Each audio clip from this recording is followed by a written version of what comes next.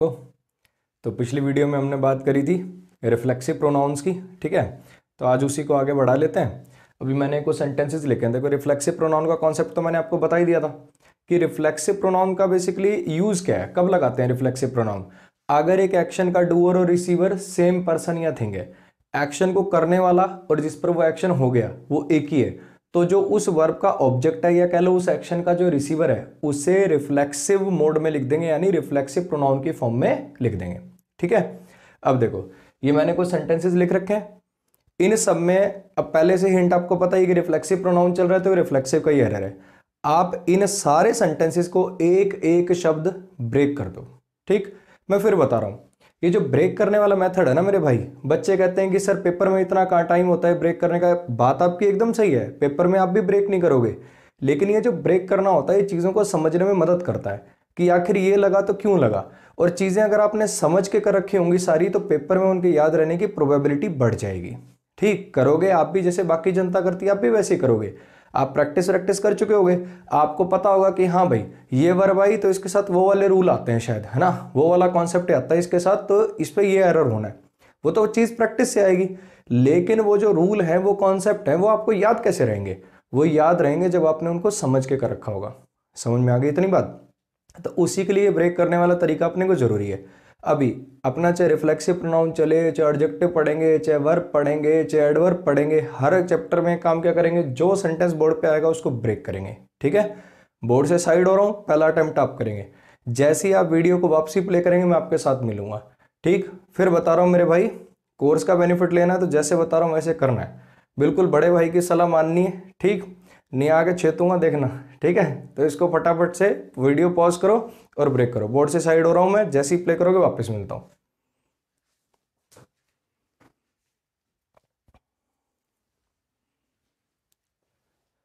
चलो मेरे भाई, अब आ जाओ डिस्कस कर लेते हैं इसको, ठीक है। The camel adapts it to the climate of the desert. आ जाओ अब। कैमल क्या हो गया? सब्जेक्ट हो गया। अडाप्ट्स वर्ब हो गया। इट ऑब्जेक्ट हो गया। अब बार बार वो सब बातें तो ना बोलूं ना, कैमल नाउन है, टाइप कॉमन है, वो सब बातें तो छोड़ दो ना। अब कैमल सब्जेक्ट हो गया, ये वर्ब हो गया, ये ऑब्जेक्ट हो गया। पार्ट्स ऑफ स्पीच प्रोनाउन है, थर्ड पर्सन का प्रोनाउन है, सिंगुलर प्रोनाउन है, ये सब बातें बोलने की जरूरत नहीं है ना, समझ गए होगे मुझे लग रहा है।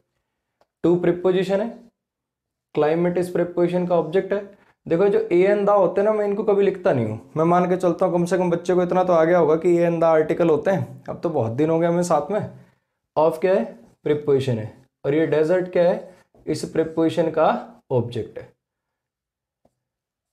यहां तक कोई दिक्कत? तो the camel adapts it to the climate of desert. अब इस सेंटेंस का मीनिंग क्या है? क्योंकि जब तक देखो मीनिंग नहीं पता होगा ना, तब तक ग्रामर आपके कोई काम की नहीं है। समझ में आई बात? इस सेंटेंस का मीनिंग क्या है? अडाप्ट का मीनिंग क्या होता है? गोद लेना। अडाप्ट का क्या मीनिंग होता है? गोद लेना। सुन रखा होगा ना। देखो, ये बेसिकली तीन वर्ब है। वर्ब नहीं है, दो ही इसमें से वर्ब है। एक है adapt, ADAPT, adapt.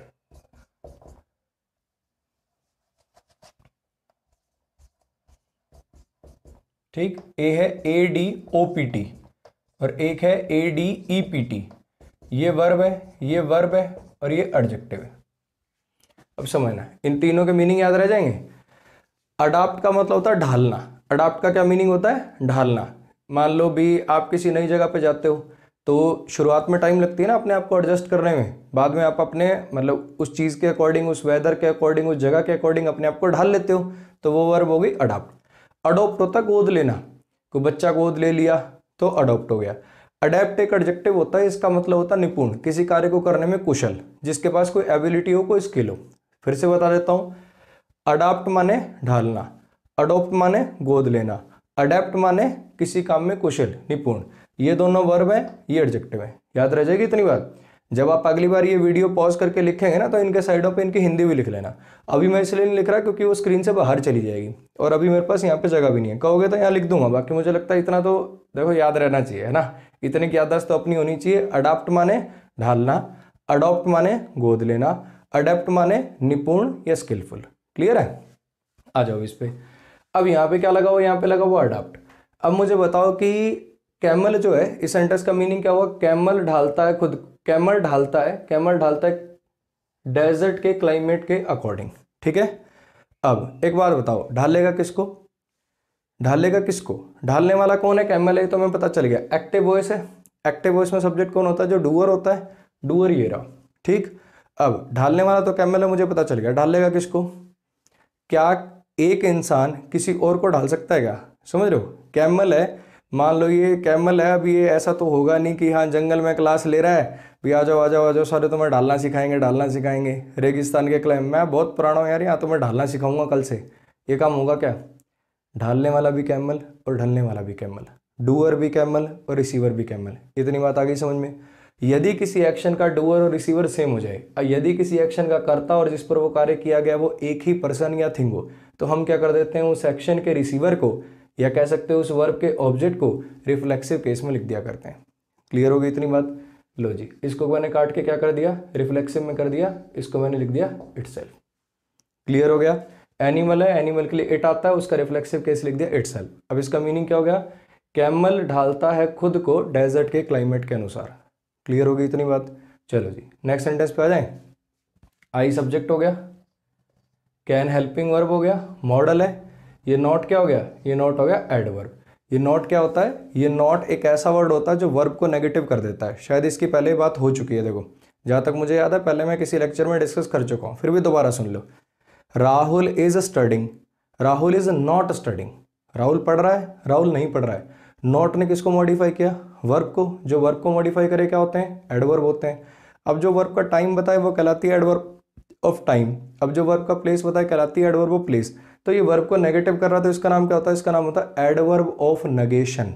Adverb of negation. लो मैं यहाँ पे लिख भी देता हूँ कहीं, इसको अलग से ना ऊपर लिख देता हूँ। नॉट क्या होता है जी आपका, नॉट होता है एडवर्ब ऑफ, एडवर्ब तो तुम्हें याद रह ही जाएगा, नेगेशन वर्ड लिख देता हूँ, एडवर्ब ऑफ नेगेशन। इतनी बात हो गई क्लियर। नॉट क्या होता है, नॉट हो जाता है एडवर्ब ऑफ नेगेशन। क्लियर। क्यों, क्योंकि ये वर्ब को नेगेटिव कर रहा है, तो मॉडिफाई वर्ब को कर रहा है तो एडवर्ब हो गया। अब ये किस टाइप का एडवर्ब है, नेगेटिव करने वाला वर्ड एडवर्ब है, तो इसको कह देंगे adverb of negation.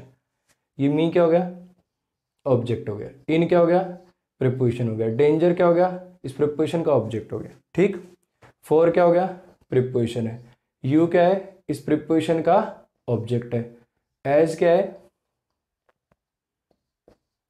As conjunction है, ठीक है। आई क्या है, कैसे पता चला भैया एज कंजंक्शन है, क्योंकि दो क्लॉज आ रहे हैं सर, दो सब्जेक्ट प्लस में वर्ब के पेयर आ गए तो दो क्लॉज हो गए, और दो क्लॉज को जोड़ने के लिए क्या चाहिए, कंजंक्शन। तो ऐसा वर्ड जो दो क्लॉज को ज्वाइन कर दे क्या हो गया, कंजंक्शन। लो जी हो गया कंजंक्शन। आई सब्जेक्ट हो गया, नो वर्ब है, और ये यू इसका ऑब्जेक्ट है, और ये हार्डली क्या हो गया, एक एडवर्ब हो गया। हार्डली वर्ड पहले मैं आपको बता चुका हूँ, एक बार ध्यान हो तो। हार्डली का मतलब क्या होता है, हार्डली का मतलब होता है ना के बराबर। हार्डली क्या होता है, ना के बराबर। उस दिन भी बताया था, देखो हार्डली एक ऐसी एडवर्ब है जो वर्ब से पहले आती है, इसका हार्ड से कोई लेना देना नहीं है। हार्ड का मतलब होता है मेहनत से, लगन से, जब वो एडवर्ब हो, लेकिन हार्डली जब एडवर्ब हो इसका मतलब होता है ना के बराबर, ठीक। अब इस सेंटेंस का मीनिंग क्या निकला, पढ़ना एक बार जरा दोबारा से। I can't put me in danger for you. मैं डेंजर में नहीं डाल सकता, मैं खतरे में नहीं डाल सकता, किसको, मी को, यानी खुद को ही, है ना। किसके लिए, तुम्हारे लिए। क्यों, एज माने क्या होता है, क्योंकि। एज जब कंजंक्शन होता है इसका मीनिंग क्या होता है, क्योंकि। क्योंकि आई हार्डली नो यू, क्योंकि मैं तुम्हें ना के बराबर जानता हूँ। मैं तुम्हें खतरे में नहीं डाल सकता, मैं तुम्हें खतरे में नहीं डाल सकता क्योंकि मैं तुम्हें ना के बराबर जानता हूँ, ठीक है। अब खतरे में ना डालेगा कौन, ठीक है। अभी एक बार के लिए मान लो, चलो ये नोट ना भी लगाओ, मान लो ये नोट ना भी लगाओ, मैं अपने आप को खतरे में डालूंगा क्योंकि तू मेरा भाई है, ये मीनिंग हो। चलो, I can put me in danger for you because you are my brother, ऐसे लिखा होता है। तो खतरे में डालने वाला कौन, आई, और डलने वाला भी कौन, वो भी आई। डूअर भी यही और रिसीवर भी यही, तो रिफ्लेक्सिव प्रोनाउन आ जाता कि नहीं आ जाता। अब बस इतना ही तो हुआ है कि नॉट, तो ना डालने वाला भी आई, खतरे में नहीं डालूंगा खुद को, ना डालने वाला भी आई, और खतरे में ना डाला जाने वाला भी कौन, वो भी आई। समझे आप, बस वर्ब नेगेटिव हो गई है, इसके अलावा कोई फर्क नहीं पड़ा। एक्शन चाहे पॉजिटिव हो चाहे नेगेटिव हो, उसका डूअर कौन है, वही सेम पर्सन है। तो डूअर भी यही, रिसीवर भी यही, पुट वर्ब का सब्जेक्ट भी यही और ऑब्जेक्ट भी यही। समझ में आया, सब्जेक्ट ऑब्जेक्ट एक ही पर्सन है, डूअर रिसीवर एक ही पर्सन है, तो इसका मतलब क्या हो गया इस वर्ब के ऑब्जेक्ट को या कह लो इस एक्शन के रिसीवर को हम रिफ्लेक्सिव फॉर्म में लिख देंगे, यानी रिफ्लेक्सिव प्रोनाउन लगा देंगे इसके लिए। तो यहाँ पे मैं क्या लिख दूँ, आई का रिफ्लेक्सिव फॉर्म क्या है, माई सेल्फ। क्लियर होगी इतनी बात। अब इस सेंटेंस पे आ जाओ। पुट क्या हो गया, वर्ब हो गया। अब जैसे यहाँ पे वर्ब हुआ तो एक बात क्लिक होगी फटाफट, ऐसा सेंटेंस जिसकी शुरुआत वर्ब की बेस फॉर्म से हो जाए क्या हो जाएगा मेरे भाई, वो हो जाएगा इंपेरेटिव सेंटेंस। ऐसा सेंटेंस जिसकी शुरुआत वर्ब की बेस फॉर्म से हो जाए क्या हो जाएगा, इंपेरेटिव सेंटेंस हो जाएगा। क्यों, क्योंकि ऐसी कोई वर्ब हो नहीं सकती जिसका सब्जेक्ट ना हो, तो ऑब्वियसली इसका सब्जेक्ट तो है। और ये सेंटेंस क्या काम होते हैं, ऑर्डर, एडवाइस, रिक्वेस्ट करने के। ठीक, अब इस सेंटेंस का, इस वर्ब का सब्जेक्ट कौन हो गया, अंडरस्टूड हो गया, you.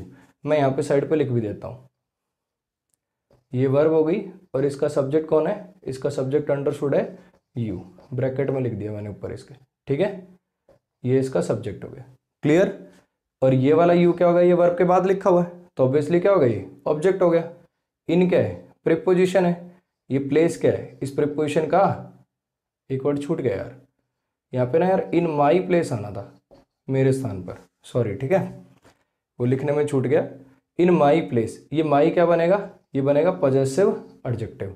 Put you in my place, in preposition है, प्लेस इसका ऑब्जेक्ट है और ये माई क्या है, पॉजेसिव एडजेक्टिव है। ठीक है, नेक्स्ट एंड क्या हो गया, कंजंक्शन हो गया। ये देन क्या हो गया, ये बनेगा एडवर्ब ऑफ टाइम। ठीक, ये आपको ना बहुत बार ये जो दो वर्ड है ना, एंड देन, एंड सो, ये इकट्ठे लिखे हुए मिलेंगे। समझ में आया क्या कहना चाह रहा हूँ। ये बेसिकली ये दोनों आपको बहुत बार इकट्ठे हुए लिखे हुए मिलेंगे, एंड देन, एंड सो। जब कंजंक्शन चैप्टर पढ़ेंगे तो इसकी भी बात करेंगे। ये बेसिकली इकट्ठा एक कंजंक्शन सा ही बना देता है, एंड देन, एंड सो। दिखने में ऐसा लगता है कि शायद दो कंजंक्शन आ गई, लेकिन ऐसा नहीं है। ये एंड और देन अलग अलग कंजंक्शन नहीं है, ये एक ही है, ये पेयर ही है। एंड देन, एंड सो, इनको साथ लिखना सही होता है। ठीक है, बेसिकली इसका मतलब है put you in my place, खुद को मेरी जगह रखो, और तब तुम समझोगे, ऐसा। और तब, ये बेसिकली दोनों एक ही साथ हैं। ठीक है, एंड देन, एंड सो, ये साथ में लिखना सही होता है। काफियों को ऐसा लगेगा कि सर एंड कंजंक्शन अलग है, सो कंजंक्शन अलग है, दोनों साथ में कैसी आ गई भाई, एंड देन, एंड सो। उसमें देन और सो जो होते हैं एडवर्ब बन जाते हैं, इसलिए इन दोनों को साथ में लिखना सही हो जाता है। क्लियर हो गई इतनी बात। चलो, यू क्या हो गया आपका, सब्जेक्ट नंबर 2 हो गया। कैन क्या हो गया, हेल्पिंग वर्ब हो गया। Can, could, may, might, will, shall, should, ये सब क्या होते हैं, मॉडल होते हैं। मॉडल क्या काम करते हैं, हेल्पिंग वर्ब का काम करते हैं। तो अंडरस्टैंड क्या हो गया, अंडरस्टैंड हो गया आपका main verb. Understand what, problems. Problems क्या हो गया, ऑब्जेक्ट। ये माई क्या हो गया, प्रॉब्लम से पोजेशन बनाने वाला पॉजेसिव एडजेक्टिव। क्लियर है।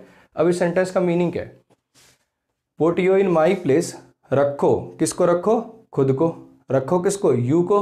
और डूअर भी यू है और रिसीवर भी यू है, रखने वाला भी यू है और रखा जाने वाला भी यू है, इसलिए कह रहा हूं खुद को। रखो खुद को मेरी जगह पर, इन माई प्लेस। एंड, और तब यू कैन अंडरस्टैंड, तब तुम समझ पाओगे। कैन दिखाता है एबिलिटी को, और तब तुम समझ पाओगे मेरी प्रॉब्लम्स को। ठीक है, मान लो मैं किसी को कह रहा हूँ भाई यार ये तेरे को नहीं, मतलब लगता है ना जैसे लोगों को भी यार ये तो भाई पढ़ा वढ़ा रहे हैं, इनके तो ऑनलाइन कोर्स आते हैं, करोड़ों छाप रहे होंगे, ये तो लोगों की मतलब जनरल मेंटेलिटी होती है। ऐसा देख के उनको लगता है कि हाँ यार यूट्यूब पे 1 लाख सब्सक्राइबर हैं इस आदमी के, तो ऑनलाइन कोर्स भी ये ला रहा है और ये है वो है। लेकिन चीज़ें जितनी बाहर से लुभावनी दिखती है ना, उतनी लुभावनी होती नहीं है। ठीक है, रियलिटी कुछ और होती है। जितना लोग सोचते हैं कि अर्न करते हैं हम लोग, उतना अर्न कर नहीं पाते। ठीक, एक्सपेक्टेशन मतलब लोगों के जो गैस होते हैं वो कम से कम 10-20 गुना ऊपर होते हैं। चलो जो भी है, अब मैं, कोई मेरे को कह रहा है यार तुम्हें करना ही क्या होता है, क्या करना होता है तुम्हें, उठते हो वही सेम रटा रटाया तुम्हारा सिलेबस है, वही तुम जाके गाते हो। मैं क्या, देख भाई तेरे को बताऊं, 2012 में जो मैं पढ़ा रहा था, क्या वो 2018 में भी पढ़ा रहा हूँ? अगर मैं वही 2012 वाला ही पढ़ा रहा होता ना, तो अब तक बच्चों ने लात मार के भगा दिया होता, ये क्या टीचर है, ये तो कंटेंट चेंज ही नहीं करता। हर एक बैच में कंटेंट रिफ्रेश हो जाता है, करना पड़ता है, करना भी पड़ेगा आपको। अगर आपके उसी बैच में पिछले वाला बच्चा रिवाइज करने आ गया और आपको नया आपने कुछ नहीं दिया, तो वो तो बोर होकर उठ के चला जाएगा। हर क्लास में पिछली बार शायद जब मैंने क्लास पढ़ाई तो उसके अंदर ये वाला सेंटेंस मैंने नहीं कराया था, ये एंड देन कंजंक्शन मैंने साथ में लगाई ही नहीं, इसमें नया कॉन्सेप्ट दे दिया। तो हर रोज कंटेंट रिफ्रेश होता है, ठीक, और करना भी पड़ता है। और कुछ एग्जाम करवा देता है, एग्जाम जैसे ही आता है तो उसके अकॉर्डिंग अपना कंटेंट रिफ्रेश करना पड़ता है। तो फिर मैं उसको क्या कराऊँ, भाई देख दिन में क्लास लेना, सारा दिन गला खराब करना, साथ में ये अपना कंटेंट पे भी मेहनत करनी पड़ती है, हर रोज़ नया करना पड़ता है। अब जैसे ये कोर्स लेने वाले टाइम की बात थी तो बच्चे कह रहे थे सर एक बात बताओ, आपका ये कोर्स एक बार ले लेंगे तो ज़िंदगी में कभी किसी का दोबारा कोर्स नहीं लेना पड़ेगा क्या? मैंने कहा भाई देख, वो तेरे ऊपर डिपेंडेंट है, एग्ज़ाम की जो ज़रूरत है वो इससे पूरी हो जाएगी, लेकिन अगर तुम कहीं भी सर आप 2 साल बाद भी यही चीज़ पढ़ाते रहोगे क्या? तो ना भाई, हर रोज़ नया करता हूँ मैं तो। अब पिछले लेक्चर में कुछ नई चीज़ सीख ली मैंने, तो फिर मैं नई अगली चीज़ पढ़ाने लग जाऊँगा। आज ही क्लास के अंदर पढ़ा के आऊँ एक नई चीज़, ठीक है? तो हर रोज़ नया कंटेंट आता है। तो वो मान लो मुझे कह रहा है तुझे करना क्या होता है, रटा रटाया कंटेंट है, वही तूने बोलना होता है, सुबह जाता है आता है नोट छाप के आ जाता है। तो मैं कह रहा हूँ भाई इतना आसान नहीं है, 8-8 10-10 घंटे खड़े रहना, चिल्लाना, जितना तुम्हें आसान दिखता है उतना आसानी होता नहीं है, ठीक है? और जैसा तुम्हें लगता है कि इनको एक बार याद हो गया, मेहनत नहीं करनी पड़ती, हर रोज़ कंटेंट नया होता है हमारा। तो उसको मैं क्या कर रहा हूँ, put you in my place, मेरी जगह रख के देख खुद को, ठीक है? तब तू समझ पाएगा मेरी दिक्कतें। तो ये क्या हो गया, रखने वाला कौन है? वो जो बंदा मुझे बोल रहा था वो मेरा लिसनर यू, और रखा जाने वाला भी कौन है? वो भी यू ही है। डूअर भी यही और रिसीवर भी यही, डूअर भी यही और रिसीवर भी यही। तो इसका मतलब क्या है, आपको इसकी जगह रिफ्लेक्सिव प्रोनाउन लगाना पड़ेगा। अब यू का रिफ्लेक्सिव प्रोनाउन क्या होता है? योर सेल्फ भी होता है और योर सेल्फ भी होता है, तो यहाँ पे दोनों सही हो जाएंगे। ये माई को ना मैं बेसिकली यहाँ लिख ही देता हूँ, वरना वो लिखने की जगह नहीं बचेगी। मैं जो वो माई छूट गया था ना उसको यहीं लिख देता हूँ, देखो माई प्लेस, ये तो इसका ऑब्जेक्ट हो जाएगा, और ये माई हो जाएगा पॉजेसिव एडजेक्टिव, ठीक है? और ये यू कट के क्या लिखना पड़ेगा आपको, या तो आप यहाँ लिखिए योर सेल्फ अगर एक की बात करनी है, और ज़्यादा की बात करनी है तो आप यहाँ पे लिखिए योर सेल्व्स। समझ में आ गई इतनी बात? किसी एक, देखो यू जो प्रोनाउन होता है ना, ये एक के लिए भी लग सकता है और एक से ज़्यादा के लिए भी लग सकता है। अब मान लो मैं किसी एक बंदे को कहूँ खुद को मेरी जगह रख, और पूरी क्लास बैठी है, पूरी क्लास को कह रहा हूँ खुद को मेरी जगह रख के देखो तुम सारे, फिर तुम्हें पता चले, तो उसके लिए भी सिंगल के लिए भी यू है और प्लूरल के लिए भी यू है। तो बेसिकली ये यू जो है इसका जो रेफरेंस होता है ये एक बंदे का भी हो सकता है और एक से ज़्यादा का भी हो सकता है। अगर आप एक बंदे के लिए लगाओ तो योर सेल्फ, एक से ज़्यादा के लिए लगाओ तो योर सेल्फ। अब अगर आपको सेंटेंस में कोई ऐसा हिंट ना दे रखा हो कि ये एक से ज़्यादा पे अप्लीकेबल है तो आप इसको प्रेफर कर लिया करो, ठीक है? ध्यान रखना, मैं ये नहीं कह रहा हूँ कि ये गलत है, ये 100% सही है। बस मैं आपको क्या कह रहा हूँ, अगर दोनों ही चीज़ें ऑप्शन में आ जाएं, पहली बात तो ऐसा कभी होगा नहीं। एग्जामिनर का काम होता है आपकी नॉलेज को टेस्ट करना, ना कि आपके मजे लेना। दोनों ग्रामेटिकली 100% ठीक हैं, मीनिंग वाइज भी दोनों 100% ठीक हैं। बस बात ये कि अगर दोनों आ जाएं, ज़बरदस्ती करे कोई, दोनों ही आ जाएं, तो भाई सेंटेंस के अंदर कोई ऐसा हिंट नहीं है जिससे हमें पता चले कि एक से ज़्यादा लोगों को ये बात बोली जा रही है। तो हम मान के चलेंगे एक को ही बोली जा रही है तो हम इसको प्रेफर कर लेंगे। क्लियर हो गई इतनी बात? चलो फिर से समझ लो अभी तक जो पढ़ा। रिफ्लेक्सिव प्रोनाउन का काम क्या है, इस बात को बताना कि जो डूअर है एक्शन का और जो रिसीवर है वो एक ही पर्सन है। ढालने वाला भी कैमल, ढलने वाला भी कैमल, ये डेंजर में खुद को ना डालने वाला भी आई और ना डाले जाने वाला भी आई ही है, ठीक है? अब पुट करने वाला यानी रखने वाला, खुद को मेरी जगह रखने वाला भी यू और रखा जाने वाला भी यू। अगर किसी एक्शन का डूअर और रिसीवर सेम हो जाता है, अगर किसी एक्शन का कर्ता और जिस पर वह कार्य किया जा रहा है वो एक ही पर्सन या थिंग है, तो उस एक्शन के रिसीवर को या कह लो उस वर्ब के ऑब्जेक्ट को रिफ्लेक्सिव केस में लिख दिया जाता है। याद रह जाएगी इतनी बात? चलो अभी सेंटेंस पे आ जाओ, इसको ब्रेक कर दूं। इज क्या हो गया, मेन वर्ब हो गया, और बी की फॉर्म यदि मेन वर्ब का काम कर दे तो फिर उसे क्या कह देते हैं, लिंकिंग वर्ब कह देते हैं। और लिंकिंग वर्ब के बाद क्या लिखे जाते हैं भाई, सब्जेक्ट कॉम्प्लीमेंट। अब ये किसी का नाम है ना, ये नाम है, मेरा ही नाम है, किसी का क्या, मेरा ही नाम है, तो ये सब्जेक्ट कॉम्प्लीमेंट हो गया, पार्ट्स ऑफ स्पीच नाउन हो गया, टाइप प्रॉपर हो गया, काम कर दिया सब्जेक्ट कॉम्प्लीमेंट का। और मैं सब्जेक्ट किसे बनाना चाह रहा हूँ, सब्जेक्ट किसको बनाना चाह रहा हूँ, इस रिफ्लेक्सिव प्रोनाउन को, ये माई सेल्फ को क्या बनाना चाह रहा हूँ, सब्जेक्ट बनाना चाह रहा हूँ। अब एक चीज़ समझो, रिफ्लेक्सिव प्रोनाउन कब लगते हैं, जब एक एक्शन का डूअर और रिसीवर सेम हो। कब लगते हैं रिफ्लेक्सिव प्रोनाउन, जब एक एक्शन का डूअर रिसीवर सेम हो। मुझे एक छोटी सी बात बताना, लिंकिंग वर्ब में कोई एक्शन होता है, लिंकिंग वर्ब में कोई एक्शन होता है क्या? एक्शन ही नहीं होता। अगर एक्शन ही नहीं होता तो ये रिफ्लेक्सिव प्रोनाउन का तो सवाल ही पैदा नहीं है। होता क्या ना, हम ज़्यादा अंग्रेज बनने के चक्कर में किसी को फ़ोन किया, हु इज़ दिस, कौन है भाई, माई सेल्फ रोहन भटनागर, ठीक है? ऐसे करते हैं हम ज़्यादा अंग्रेज बनने के चक्कर में। कोई थोड़े से कम अंग्रेज बनते हैं, माई सेल्फ इज़ वर्ब और लगा देगा उसमें, ठीक है? कोई तो बिना वर्ब के बोलेंगे माई सेल्फ रोहन भटनागर, एक प्रोनाउन एक नाउन साथ में, लो जी हम हो गए अंग्रेज। तो समझना, आप जब इंटरव्यू वगैरह की कोचिंग लेने जाओगे ना तब भी आपको पढ़ाया जाएगा कि कभी भी माई सेल्फ से सेंटेंस की शुरुआत ना किया करो। क्यों ना किया करो? इसलिए ना किया करो, क्योंकि अगर आप उससे शुरुआत करोगे तो आप ऑब्वियसली उसको सब्जेक्ट बना रहे हो, और ये माई सेल्फ सब्जेक्ट हो नहीं सकता। ये तो क्या होता है, ये तो ऑब्जेक्ट बनता है।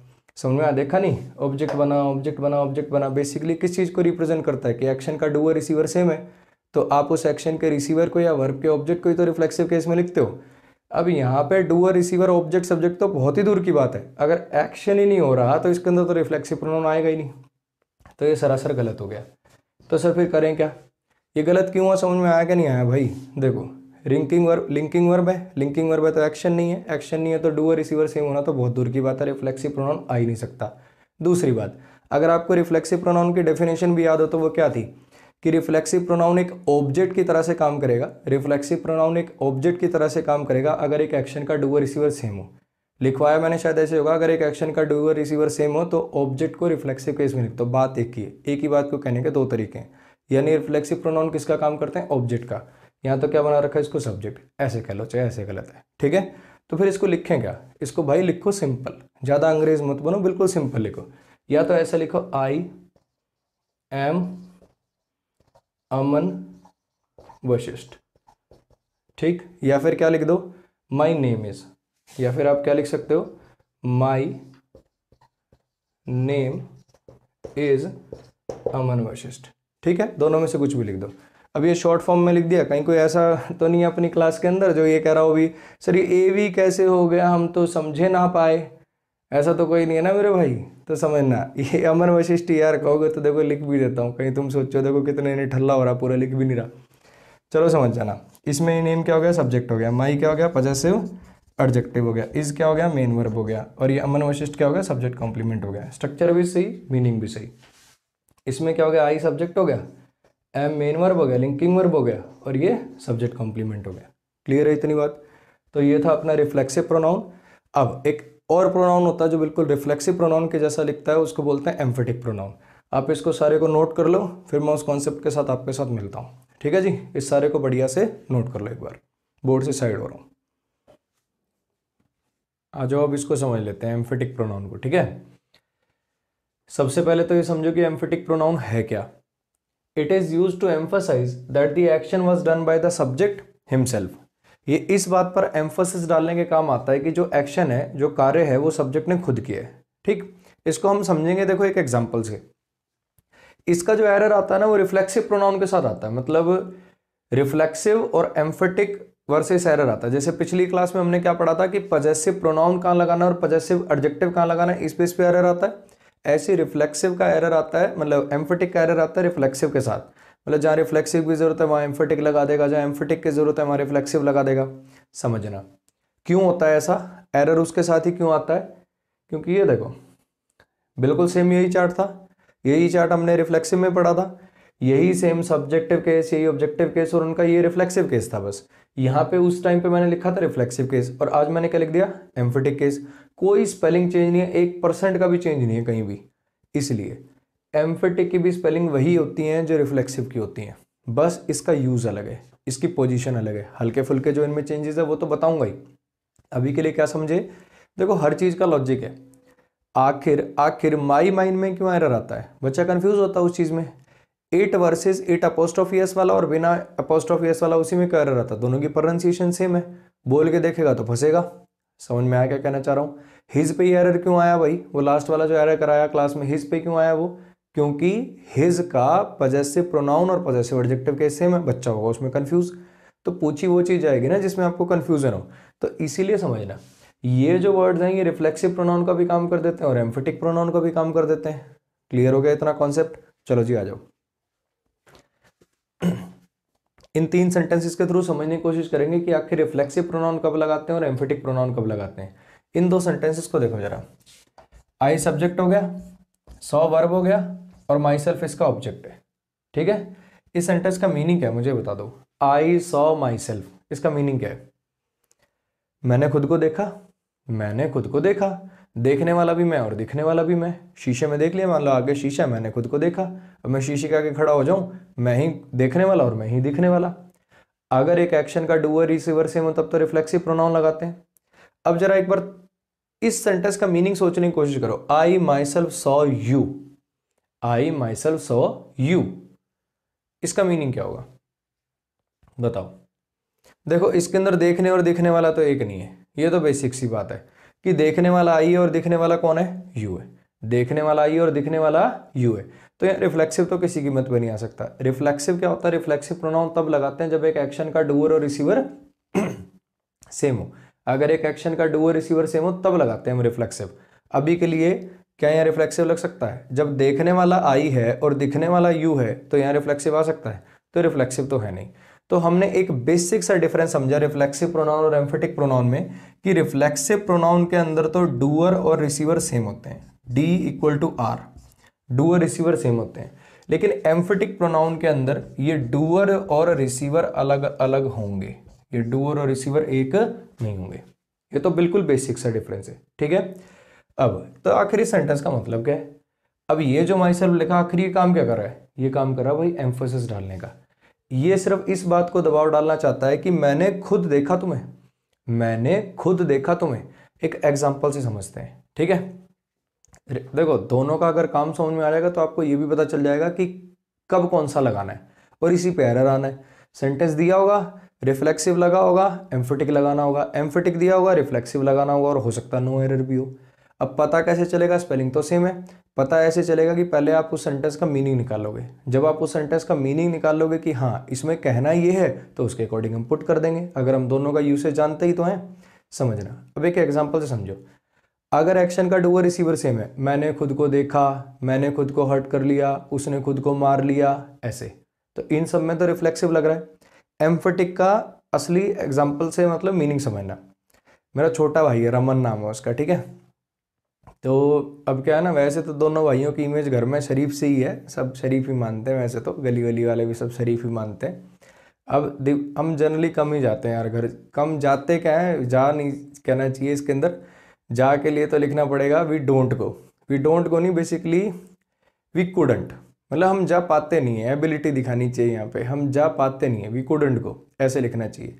तो हम ज़्यादा कोई घर पे जा नहीं पाते, मान लो होली दिवाली पे घर जाते हैं, तो अब दिवाली पे घर गए और उसके अंदर क्या हुआ, जैसे अब ये बनाएंगे खाने का, अब ये बनाएंगे, तो अभी जब से ये थोड़ा मिलावटी मिठाइयाँ और ये सब ज़्यादा अफवाहें सी उड़ने लगी है ना, तो अभी क्या करते हैं, मिठाई बाहर से नहीं लाते, घर पे ही बनाते हैं, मूंग का हलवा और ये सब बना लेते हैं। तो मम्मी कह रही एक काम कर, मूंग दाल लिया, मूंग का हलवा बना लेंगे। तो मैं भाई बाहर निकला, इतनी देर में मतलब मेरे से पहले ही उसके रमन के दोस्त आ गए थे, वो बाहर अपने दोस्तों के साथ निकल गया, बोला मम्मी 4-5 घंटे में आऊँगा, अभी दोस्तों के साथ जा रहा हूँ। वो पहले निकल गया, मैं 10-1 मिनट बाद पीछे पीछे निकला हूँ, मैं बाइक पे निकला हूँ, अपने दोस्तों के साथ गाड़ी में चला गया। मैं पहुंचा तो मैं दुकान पे खड़ा ही था, तो मैंने देखा साइड पे खोखे पे ना, तो यार रमन जैसा लग रहा है, क्या चक्कर है। फिर मैं थोड़ा सा और पास गया देखने के लिए, तो भाई वो साइड पे वो जो खोखा होता है ना पनवाड़ी का, भाई तो छोटा अपना वो ले गए सिगरेट और बना रहा छल्ले। मैं कहा भाई साहब बहुत बढ़िया, घर पे तो पता है कि बाबूजी चाय को भी नहीं छूते हैं और ये तो सिगरेट के छल्ले बनाता है। तो मैंने सोचा भाई इसका यहीं धरूंगा, बता रखा ना भाई खूब कोटा अपने से, तो मैं कहा इसका यहीं टेकेंगे अपन। तो फिर मैं गया वहाँ पे, इतनी देर में मैं उसके पास पहुँचता भी, मैं डिवाइडर से बाइक घुमा के, दूसरी साइड था रोड के, मैं डिवाइडर से बाइक घुमा के इतनी देर में उसके पास जाता, इतनी देर में तो भाई की दोस्त तक की गाड़ी आई और वो तो चले गए फिर। मैं जाएगा कहाँ, आएगा तो घर पे ही। घर पे आया, अब मैं क्या, देखो इतने तो बड़े हो गए, पापा मम्मी के सामने बताना ठीक नहीं है। मैंने कहा हाँ भाई जवान क्या करा था खोखे पे। कहता कौन से खोखे पे। मैं ज़्यादा चंट बनने की जरूरत नहीं है, मैंने खुद देखा तुझे, मैंने खुद देखा तुझे, तू सिगरेट पी रहा था और छल्ले बना रहा था। समझ में आ क्या कहना चाह रहा हूँ, एम्फोसिस डालना। एक सिर्फ आप इस बात को कहना चाहते हो, देख भाई ये कोई सुनी सुनाई बात नहीं है, मैंने खुद देखा तुझे। समझ में आया। अब ऐसे ही मान लो कि मैंने कोई काम पूरा कर दिया, या मान लो मैंने कोई खाने की चीज़ बना दी, मैंने कोई खाने की चीज़ बना दी और अब खाने के लिए दी पापा मम्मी को, क्या बड़ी टेस्टी बनी है यार, ज़रूर तने ऑर्डर करिए कहीं से, जरूर 100% ये मतलब बाहर का है, होटल वोटल से ऑर्डर करा था, नहीं इतना स्वाद तो बन ही नहीं सकता। मैं क्या कर रहा हूँ, अरे पापा कैसी बातें करो, मैंने खुद बनाया, I myself prepared this dish, मैंने खुद बनाई ये डिश। समझ में आया। अगर आपको इस बात पर एम्फोसिस डालना है कि ये जो काम किया है ये सब्जेक्ट ने खुद किया है, तो क्या लगा देते हो, तब एम्फेटिक प्रोनाउन लगा देते हो। इतनी बात आ गई समझ में, फिर से समझ लो। रिफ्लेक्सिव प्रोनाउन कब लगाना है? जब एक्शन का डू और रिसीवर सेम हो। आप ये दिखाना चाहते हो कि इस कार्य का कर्ता और जिस पर कार्य किया गया वो सेम ही है। अब एम्फेटिक कब लगाते हैं? एम्फेटिक तब लगाते हैं जब आपको इस बात पर एम्फोसिस डालना हो, इस बात पर दबाव डालना हो कि ये जो काम किया ये सब्जेक्ट ने खुद किया है। इतनी बात आ गई समझ में? चलो आ जाओ, अब देखना जरा, एक छोटी सी बात समझना, इस सेंटेंस को कैसे ब्रेक करें आखिर। ये तो तुम्हें पता है कि ये अगर वर्ब एक्टिव में है तो सब्जेक्ट तो इसमें डूअर होगा, तो आई सब्जेक्ट होगा, और रिसीवर इसमें ऑब्जेक्ट होगा, तो ये ऑब्जेक्ट हो गया। आखिर फिर ये क्या है? समझ आया मेरा सवाल? मैं आपसे ये पूछना चाह रहा हूं कि ये है क्या। अब बच्चे क्या करते हैं ना, यहाँ पे करते हैं डाउट। डाउट क्या करेंगे कि सर एक बार बताओ, ये एम्फेटिक प्रोनाउन हो गया, मैं समझ गया, ठीक है, क्योंकि इसमें डूअर रिसीवर सेम नहीं है तो ये एम्फेटिक प्रोनाउन हो गया। चलो मुझे आपकी बात समझ में आ गई, ठीक है। अब आपने लास्ट क्लास के अंदर एक बात बोली थी जब आप पॉजेसिव प्रोनाउन पढ़ा रहे थे कि एक नाउन और प्रोनाउन साथ में नहीं आ सकते और दो प्रोनाउन भी साथ में नहीं आ सकते। तो ये आई लिखा हुआ है और माई सेल्फ लिखा हुआ है, आई लिखा हुआ और माई सेल्फ लिखा हुआ है, दो दो प्रोनाउन साथ में कैसे आ गए? एक नाउन प्रोनाउन साथ में नहीं आ सकते, दो प्रोनाउन साथ में नहीं आ सकते, दो नाउन साथ में नहीं आ सकते। अगर यहाँ कुणाल लिखा होता, कुणाल हिमसेल्फ सॉ यू, तो एक नाउन और एक प्रोनाउन साथ में आए थे। सर ये क्या हो रहा है? समझना मेरे भाई, थोड़ा सा दिमाग पे जोर डाल के सोचा कि वो नाउन और प्रोनाउन साथ में क्यों नहीं आ सकते। पिछली क्लास में हमने लिख दिया था ours team, ours team, ours pronoun और टीम नाउन, वो नाउन और प्रोनाउन साथ में क्यों नहीं आ पा रहे थे? क्या कारण था उसका? बेसिकली दोनों सब्जेक्ट बनना चाह रहे थे एक वर्ब का, टीम और आर्स दोनों के दोनों एक ही वर्ब का सब्जेक्ट बनना चाह रहे थे, इसलिए दोनों साथ में नहीं आ पा रहे थे। एक नाउन के साथ प्रोनाउन, दो नाउन इकट्ठे, दो प्रोनाउन इकट्ठे क्यों नहीं आ पाते? ये तब नहीं आ पाएंगे दोनों अगर एक ही वर्ब के ऑब्जेक्ट सब्जेक्ट बनना चाहेंगे। समझ में आई इतनी बात? अब एक चीज समझो, क्या ये जो वर्ड है, क्या ये जो वर्ड है ये इस वर्ब का सब्जेक्ट बनना चाहता है? क्या ये वर्ड इस वर्ब का सब्जेक्ट बनना चाहता है? नहीं मेरे भाई, ये सिर्फ और सिर्फ, ये सिर्फ और सिर्फ यहाँ पर इस बात के लिए आया है कि इस वर्ब पे मैं एम्फोसिस डाल दूं, या इस बात पे मैं एम्फोसिस डाल दूं कि ये जो काम किया, ये जो काम किया ये इसने खुद किया है। क्लियर हुई इतनी बात? तो अब समझना बात, मैंने आपको एक फंडा पढ़ा था, इधर देखो, करंसकार, क्या बोला था? करंसकार, वो चीज याद है? ये शायद स्क्रीन से बाहर हो जाएगी, मैं थोड़ा सा इधर लिख देता हूँ इसको। करंसकार, वो याद? इसको कैसे ब्रेक किया था? ये नाउन है, ये दूसरा नाउन है, ये इस नाउन के साथ क्यों आ पाया भाई? ये नाउन है पॉजेसिव केस का, टाइप प्रॉपर, ऐसे लिख लो, noun proper noun possessive case. ये नाउन इस नाउन के साथ क्यों आ पाया? मुझे बस इतना बता दो। इसलिए आ पाया क्योंकि भाई ये कोई सब्जेक्ट ऑब्जेक्ट बनने का काम थोड़ी करेगा, ये तो बस इस नाउन के ऊपर पोजेशन बनाने वाले पॉजेसिव एडजेक्टिव की तरह से काम कर देगा। अरे हाँ के ना, इस कार की विशेषता बता दी, काम एडजेक्टिव वाले करने लग जाएगा। समझना फिर से, ये नाउन और ये नाउन साथ में क्यों आ पा रहे हैं?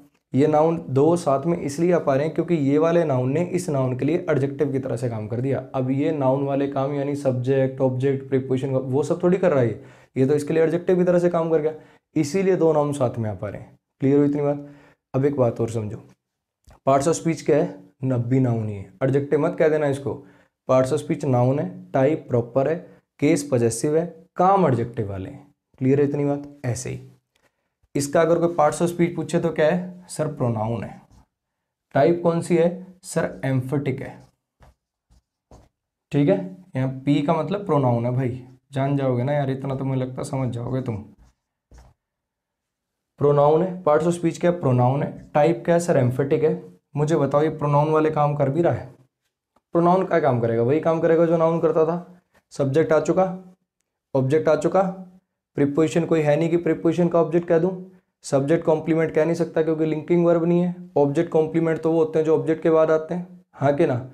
तो नाउन जो काम करता है वही प्रोनाउन काम करता है, वो पांचों काम तो ये कर नहीं रहा। तो इसको प्रोनाउन सिर्फ नाम के लिए कह रहे हैं, इसका सिर्फ नाम प्रोनाउन है बेचारे का, लेकिन इसके काम प्रोनाउन वाले नहीं है। इसको देखो, अब राइटर, कुछ राइटर इसको एडजेक्टिव की तरह से क्वालिफाई कराते हैं और कुछ राइटर इसको एडवर्ब कह देते हैं। मतलब कुछ राइटर के अकॉर्डिंग ये एडजेक्टिव होता है, कुछ राइटर के अकॉर्डिंग ये एडवर्ब होता है। मैं बेसिकली दोनों से सहमत हूँ, आता सा, ठीक है, मैं उनके देखने के नज़रिए से दोनों से सहमत हूँ, ठीक है, लेकिन 50-50। अब मेरे अकॉर्डिंग होना क्या चाहिए? देखो, ये जो एम्फेटिक प्रोनाउन होता है ना, इसकी दो पोजीशन अलाउड होती हैं। एक इसकी पोजीशन होती है वर्ब से पहले और एक इसकी पोजीशन अलाउड होती है ऑब्जेक्ट के बाद। ये दोनों सेम सेंटेंस है, इनमें कोई फर्क नहीं है, खाली एम्फेटिक प्रोनाउन की पोजीशन चेंज हुई है। आई सब्जेक्ट है, सो वर्ब है, यू इसका ऑब्जेक्ट है और माई सेल्फ एम्फेटिक प्रोनाउन है। ठीक है जी, समझना इन दोनों सेंटेंसेस में कोई डिफरेंस नहीं है, कोई मीनिंग में डिफरेंस नहीं है, बस सिर्फ फर्क कितना हो गया, इसके अंदर एम्फेटिक प्रोनाउन वर्ब से पहले और इसके अंदर एम्फेटिक प्रोनाउन आपके ऑब्जेक्ट के बाद है। क्लियर होगी इतनी बात? देखो यहाँ पे मैंने लिखा भी है, इसको भी अभी दोबारा समझाऊंगा, टेंशन मत लो। अभी जिसको थोड़ा मोटा कम समझ में आ रहा है ना, पूरा सारा का सारा बोर्ड का दोबारा रिवाइज कराऊंगा, लोड नहीं रहना, बिल्कुल जितना समझ में आ रहा है उतना समझ लो। फिर से देखो, रिफ्लेक्सिव प्रोनाउन तो कब लगाते हैं, जब डू और रिसीवर सेम हो।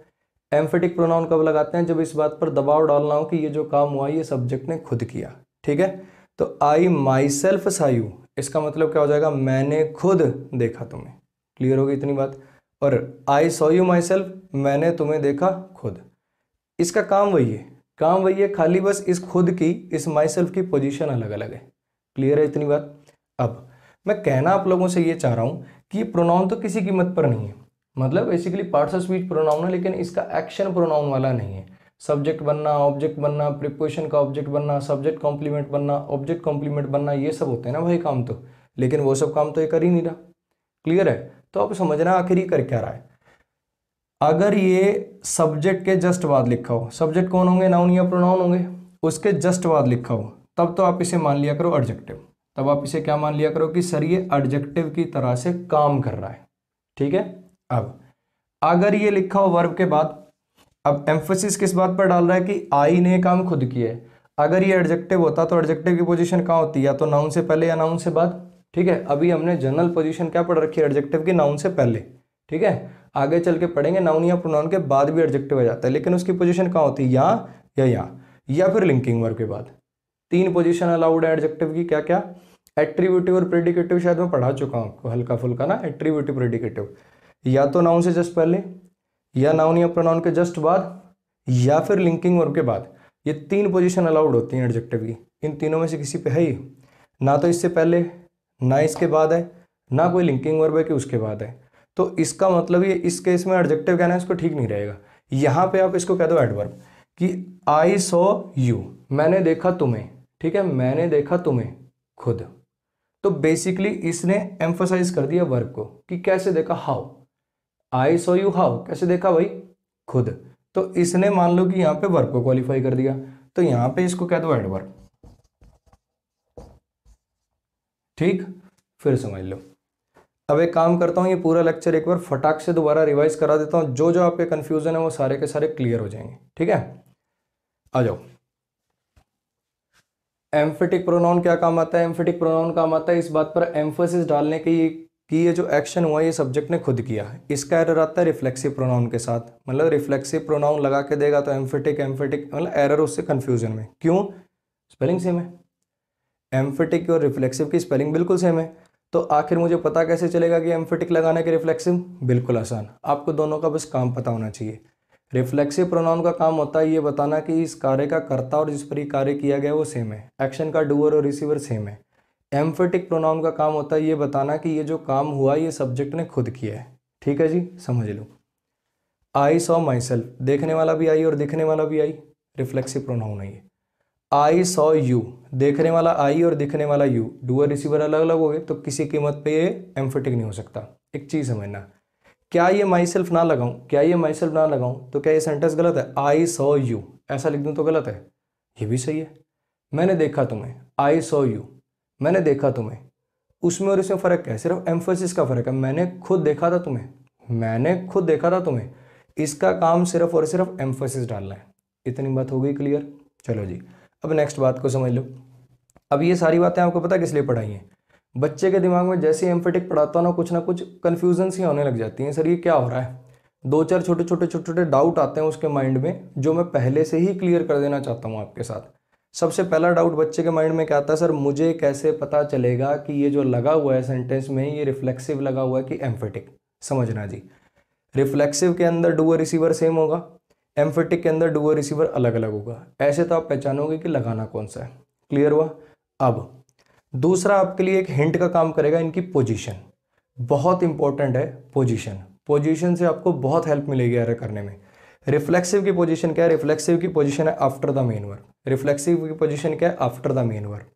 एम्फेटिक की क्या पोजीशन होगी? एम्फेटिक की पोजीशन होगी या तो मेन वर्ब से पहले, या तो बिफोर द मेन वर्ब, या फिर आफ्टर द ऑब्जेक्ट। कब कौन सी लगानी है भी बताऊंगा। ये दो पोजीशंस हैं, दोनों में से कब कौन सी प्रेफर करते हैं भी बताऊंगा। फिर से सुन लो, रिफ्लेक्सिव की पोजीशन है मेन वर्ब के बाद, एम्फेटिक की जो पोजीशन है वो है या तो मेन वर्ब से पहले या फिर ऑब्जेक्ट के बाद। बताऊंगा बहुत डिटेल में कि आखिर ये ऑब्जेक्ट के बाद कब प्रेफर करना है और मेन वर्ब से पहले कब प्रेफर करना है, अभी आएंगे उस पर। ठीक है, चलो जी समझ लो। अब अगली बात, बच्चे के दिमाग में कन्फ्यूजन क्या होती है, सर एक बात बताओ, जब आपने पजेसिव प्रोनाउन पढ़ाया था तब आपने कहा था कि एक नाउन और प्रोनाउन साथ में नहीं आ सकते। आपने लिखा था आर्स टीम, आपने लिखा था कि एक नाउन प्रोनाउन दो प्रोनाउन साथ में नहीं आ सकते। अब इस कॉन्सेप्ट को समझने के लिए आपको इस एग्जाम्पल को याद करना पड़ेगा। एक बार हमारे सेंटेंस में आया था करंज कार, ठीक है, शेफालीज हाउस, ऐसा कुछ आया होगा, 2-3 एग्जाम्पल ऐसे आए होंगे पीछे। तो मैं कहना चाह रहा हूँ कि कार नाउन है, टाइप कॉमन है। अब ये करण क्या है, ये है तो Karan noun, part of speech noun है, टाइप प्रॉपर है, केस पॉसेसिव है। तो आखिर ये दो नाउन साथ में क्यों आ पा रहे हैं, ये इसलिए आ पा रहे हैं क्योंकि ये वाला नाउन इस नाउन के एडजेक्टिव की तरह से काम करेगा कि नहीं करेगा। कार की विशेषता बता दी कि नहीं बता दी, भाई किसकी कार, करण की कार। तो ऐसे ही ये वाला जो प्रोनाउन है ना, ये दूसरे प्रोनाउन के साथ इसलिए आ पा रहा है, इवन कोई नाउन भी होता, Kunal himself saw you, Rajni herself prepared for the exam. Clear है इतनी बात। तो मैं कहना कि ये चाह रहा हूं कि अगर कोई नाउन या प्रोनाउन हो वो साथ में क्यों आ पाते हैं, मतलब क्यों नहीं आ पाते, अगर ये समझ लोगे तो ये भी पता चला है कब आ पाते हैं। क्यों नहीं आ पाते, इसलिए नहीं आ पाते, एक ही वर्ब के अगर दोनों ही नाउन आप पहले लिख दोगे सचिन और फिर आगे लिख दो कुणाल, सचिन कुणाल लिव, सचिन कुणाल लिव, दोनों साथ में आ पाएंगे क्या, नहीं। या तो कंजंक्शन जोड़ो इनमें, सचिन एंड कुणाल, ऐसा कुछ करो, या फिर दो नाउन साथ में लिखने हैं तो फिर पोजेशन वगैरह बनाओ, कुछ ऐसा करो। समझ में आया क्या कहना चाह रहा हूँ। मान लो करण है और वाइफ है, करण वाइफ, अब लगा दूं साथ में करण वाइफ लिव, नहीं, पोजेशन बना दो, वाइफ ऑफ करण, ऐसा लिख दो, तब ये सही हो जाएगा। समझ में आया क्या कहना चाह रहा हूँ, करण's वाइफ लिख दो तो सही हो जाएगा। तो बेसिकली कुछ ना कुछ ऐसा करो कि वो दोनों एक ही वर्ब के सब्जेक्ट या ऑब्जेक्ट बनने से हट जाएं। ये होता है तरीका उसको सही करने का। क्लियर हुई इतनी बात। तो मैं कहना ये चाह रहा हूँ, अगर आपको ये पता हो कि दो नाउन साथ में क्यों नहीं आते, ये कोई रूल वूल नहीं है, बिल्कुल कॉमन सेंस की बात है। एक वर्ब के दो सब्जेक्ट नहीं होंगे, वर्ब से पहले लिखोगे तो दोनों ही सब्जेक्ट बनना चाहेंगे, लो जी हो गया गलत। क्लियर हुई इतनी बात। तो सही कैसे हो सकता है, एक नाउन के साथ प्रोनाउन आना या दो नाउन इकट्ठे आना सही कैसे हो सकता है, कि उस केस में उसका पार्ट्स ऑफ स्पीच भले ही प्रोनाउन हो लेकिन वो काम प्रोनाउन या नाउन वाला ना कर रहा हो, उस केस में वो नाउन या प्रोनाउन के साथ आ सकता है। जैसे यहाँ हुआ, ये करण का पार्ट्स ऑफ स्पीच भले ही नाउन है लेकिन ये इसके काम एडजेक्टिव वाले। ऐसे ही ये जो माई सेल्फ है इसका नाम भले ही प्रोनाउन है, ये सिर्फ नाम का प्रोनाउन है। अपन कहते हैं ना ये तो भाई नाम का ही टॉपर है, आता जाता है इसको कुछ नहीं, वैसे ये सिर्फ नाम का प्रोनाउन है, काम इसके प्रोनाउन वाले नहीं है। इसका काम तो एडजेक्टिव या एडवर्ब वाला है। अब समझना, अगर ये प्रोनाउन है तो वही काम करेगा जो नाउन है, सब्जेक्ट आ चुका है, ऑब्जेक्ट आ चुका है, प्रीपोजिशन है नहीं कि उसका ऑब्जेक्ट कह दूँ, सब्जेक्ट कॉम्प्लीमेंट है नहीं, ऑब्जेक्ट कॉम्प्लीमेंट है नहीं, तो करें क्या, ये तो प्रोनाउन वाले काम ही नहीं कर रहा। बेसिकली कर क्या रहा है मेरे भाई, ये इस बात पर एम्फोसिस डाल रहा है कि मैंने खुद देखा तुम्हें। तो अगर ये आई पर एम्फोसिस डाल रहा है, एक प्रोनाउन पर एम्फोसिस डाल रहा है, प्रोनाउन को क्वालिफाई कर रहा है, तो इसे एडजेक्टिव कह दो। मैंने देखा था तुम्हें खुद, अब ये किस पर एम्फोसिस डाल रहा है, देखो अभी आई के लिए एडजेक्टिव तो हो नहीं सकता क्योंकि एडजेक्टिव की पोजीशन क्या है, या तो पहले या इसके जस्ट बाद या लिंकिंग वर्ब के बाद कॉम्प्लीमेंट के तौर पर। अब यहाँ पे तीनों ही केस नहीं है तो इसको इस केस में एडजेक्टिव कहना गलत हो जाएगा। अब इसको क्या कह लो, अब इसको कह लो एडवर्ब। समझ में आ गया क्या कहना चाह रहा हूँ। तो जो एम्फेटिक प्रोनाउंस होते हैं सिर्फ नाम के प्रोनाउन होते हैं, इनको राइटर कोई एडजेक्टिव मानता है कोई एडवर्ब मानता है। मेरे अकॉर्डिंग अगर मैं बात करूं तो ये जब नाउन या प्रोनाउन के जस्ट बाद लिखा हो तब आप इसे मानिए एडजेक्टिव, और जब इसे लिखा हो ऑब्जेक्ट के बाद तब आप इसे मानिए एडवर्ब। इतनी बात हो गई क्लियर। अब ये कब वर्ब से पहले आएगा कब ऑब्जेक्ट के बाद आएगा, इसका भी डिस्कशन विद सेंटेंसेस समझने की कोशिश करेंगे। अब आप इस सारे के सारे को नोट कर लो और मैं आपके साथ मिलता हूँ कुछ सेंटेंसेस के साथ जिनके थ्रू हम इस एम्फेटिक प्रोनाउन के कॉन्सेप्ट को और क्लियर कर लेंगे। ठीक है, और क्या एरर आते हैं ये भी देख लेंगे, एरर से समझ लेंगे इसको। मैं बोर्ड से साइड हो रहा हूँ, इसको नोट कर लो भाई अच्छे से।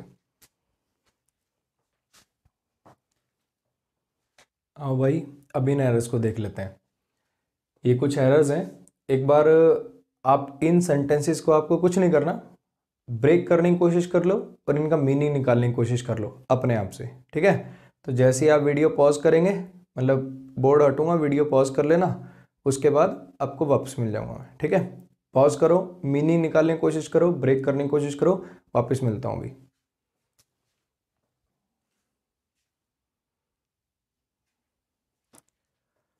आ जाओ भाई, अब इसको देख लेते हैं, ठीक है। ये पहला सेंटेंस जो है ना, the wood cutter cut himself all the trees. अब इसको समझने के दो तीन तरीके हैं। पहले तो आपको हिंदी विंदी से मीनिंग से समझा देता हूँ, फिर आएंगे अपने वाले पे, ठीक है। वही एक्सरे मेथड और उससे उसको कर देंगे, ठीक है। समझना, the wood cutter cut himself. अब एक छोटी सी बात मुझे बता दो, अगर ये वर्ब के बाद लिखा हुआ है, अगर ये वर्ब के बाद लिखा हुआ है तो ये रिफ्लेक्सिव होगा कि एम्फेटिक? इसकी पोजीशन तो रिफ्लेक्सिव पे लगा रखा है इसको। रिफ्लेक्सिव की पोजीशन होती है वर्ब के बाद, एम्फेटिक की पोजीशन होती है या तो वर्ब से पहले या फिर ऑब्जेक्ट के बाद, ठीक है। अगर इसको टिका रखा आपने वर्ब के बाद, तो ये तो समझने की बात है कि ये रिफ्लेक्सिव की तरह से काम करवा दिया आपने इससे। रिफ्लेक्सिव कब लगाते हो? जब एक एक्शन का डूअर रिसीवर सेम हो। डूअर कौन है? वुड कटर है, वॉइस एक्टिव है, एक्टिव वॉइस में सब्जेक्ट वही होता है जो डूअर होता है, तो वुड कटर सब्जेक्ट हो गया। यानी डूअर तो वुड कटर है और काम क्या हो रहा है भाई? काटने का। वुड कटर डूअर है, काम हो रहा है काटने का, और इसने काट लिया किसको? खुद को। भाई तुमने रिफ्लेक्सिव लिख दिया, रिफ्लेक्सिव लिख दिया तो वुड कटर ने काट लिया खुद को। वुड कटर ने काटा था खुद को। बताओ सही गलत? सही गलत? सही भी हो सकता है यार, ऐसी बात नहीं। देखो वुड कटर खुद को नहीं काट सकता, क्या काट सकता है? घरवाली से परेशान हो, घरवाली दिन रात पीटती हो, परेशान हो गया, ले भाई काट दिया। समझ में आ क्या कहना चाह रहा हूँ? लेकिन एक चीज़ समझो, वो कब पॉसिबल है? अगर ये सेंटेंस यहीं खत्म हो जाए। अगर ये सेंटेंस यहीं खत्म हो जाए, वो बात तो सिर्फ तब पॉसिबल है। ये आगे ऑल द ट्रीज और ये सब दे रखा है, इससे मुझे पता चल रहा है भाई कटेंगे तो पेड़, ये नहीं कटेगा। समझ में आया क्या कहना चाह रहा हूँ? तो बेसिकली यहाँ पे गड़बड़ है, कुछ ना कुछ गड़बड़ है। और वो गड़बड़ क्या है? अब देखो, बच्चे कहते हैं सर ब्रेक करने का इतना टाइम होगा क्या? एक बार बताओ, अगली बार जब तुम्हें हिमसेल्फ लिखा दिखेगा, हर सेल्फ लिखा दिखेगा, योर सेल्फ लिखा दिखेगा, तो क्या दिमाग में फटाक से नहीं आएगा अरे यार रिफ्लेक्सिव एम्फेटिक का तो एरर नहीं है कहीं? जब आप इतने सारे कॉन्सेप्ट पढ़ चुके होगे, उनकी प्रैक्टिस कर चुके होगे with a number of errors, तो उस केस में आपका दिमाग अपने आप उन चीज़ों को कैच करने लग जाएगा, ठीक है। तो समझना, the wood cutter cut himself, जैसे ही हमें पता चला कि हिमसेल्फ आ गया तो हमारा दिमाग चलेगा यार रिफ्लेक्सिव वर्सेस एम्फेटिक के कुछ ऐसे एरर्स आते हैं, तो कहीं वो ना हो। अब इस सेंटेंस को मैंने पढ़ के देखा, सेंटेंस का मीनिंग होना चाहिए था कि वुड कटर ने काटे पेड़, और ये जो लिखा हुआ हिमसेल्फ, ये ज़्यादा ज़्यादा क्या कर सकता है? एम्फोसिस डालने के लिए आया हो सकता है। वुड कटर ने खुद काटे सारे पेड़। क्लियर हो गया? तो इसको रिफ्लेक्सिव नहीं एम्फेटिक की पोजीशन पे होना चाहिए था, तो या तो इसको होना चाहिए था कट से पहले, या फिर होना चाहिए था इसको ट्रीज के बाद। ये तो हिंदी बिंदी से हो गया है ना, मीनिंग की हेल्प ले ली मैंने। अब इसको करते हैं प्योर ग्रामर से।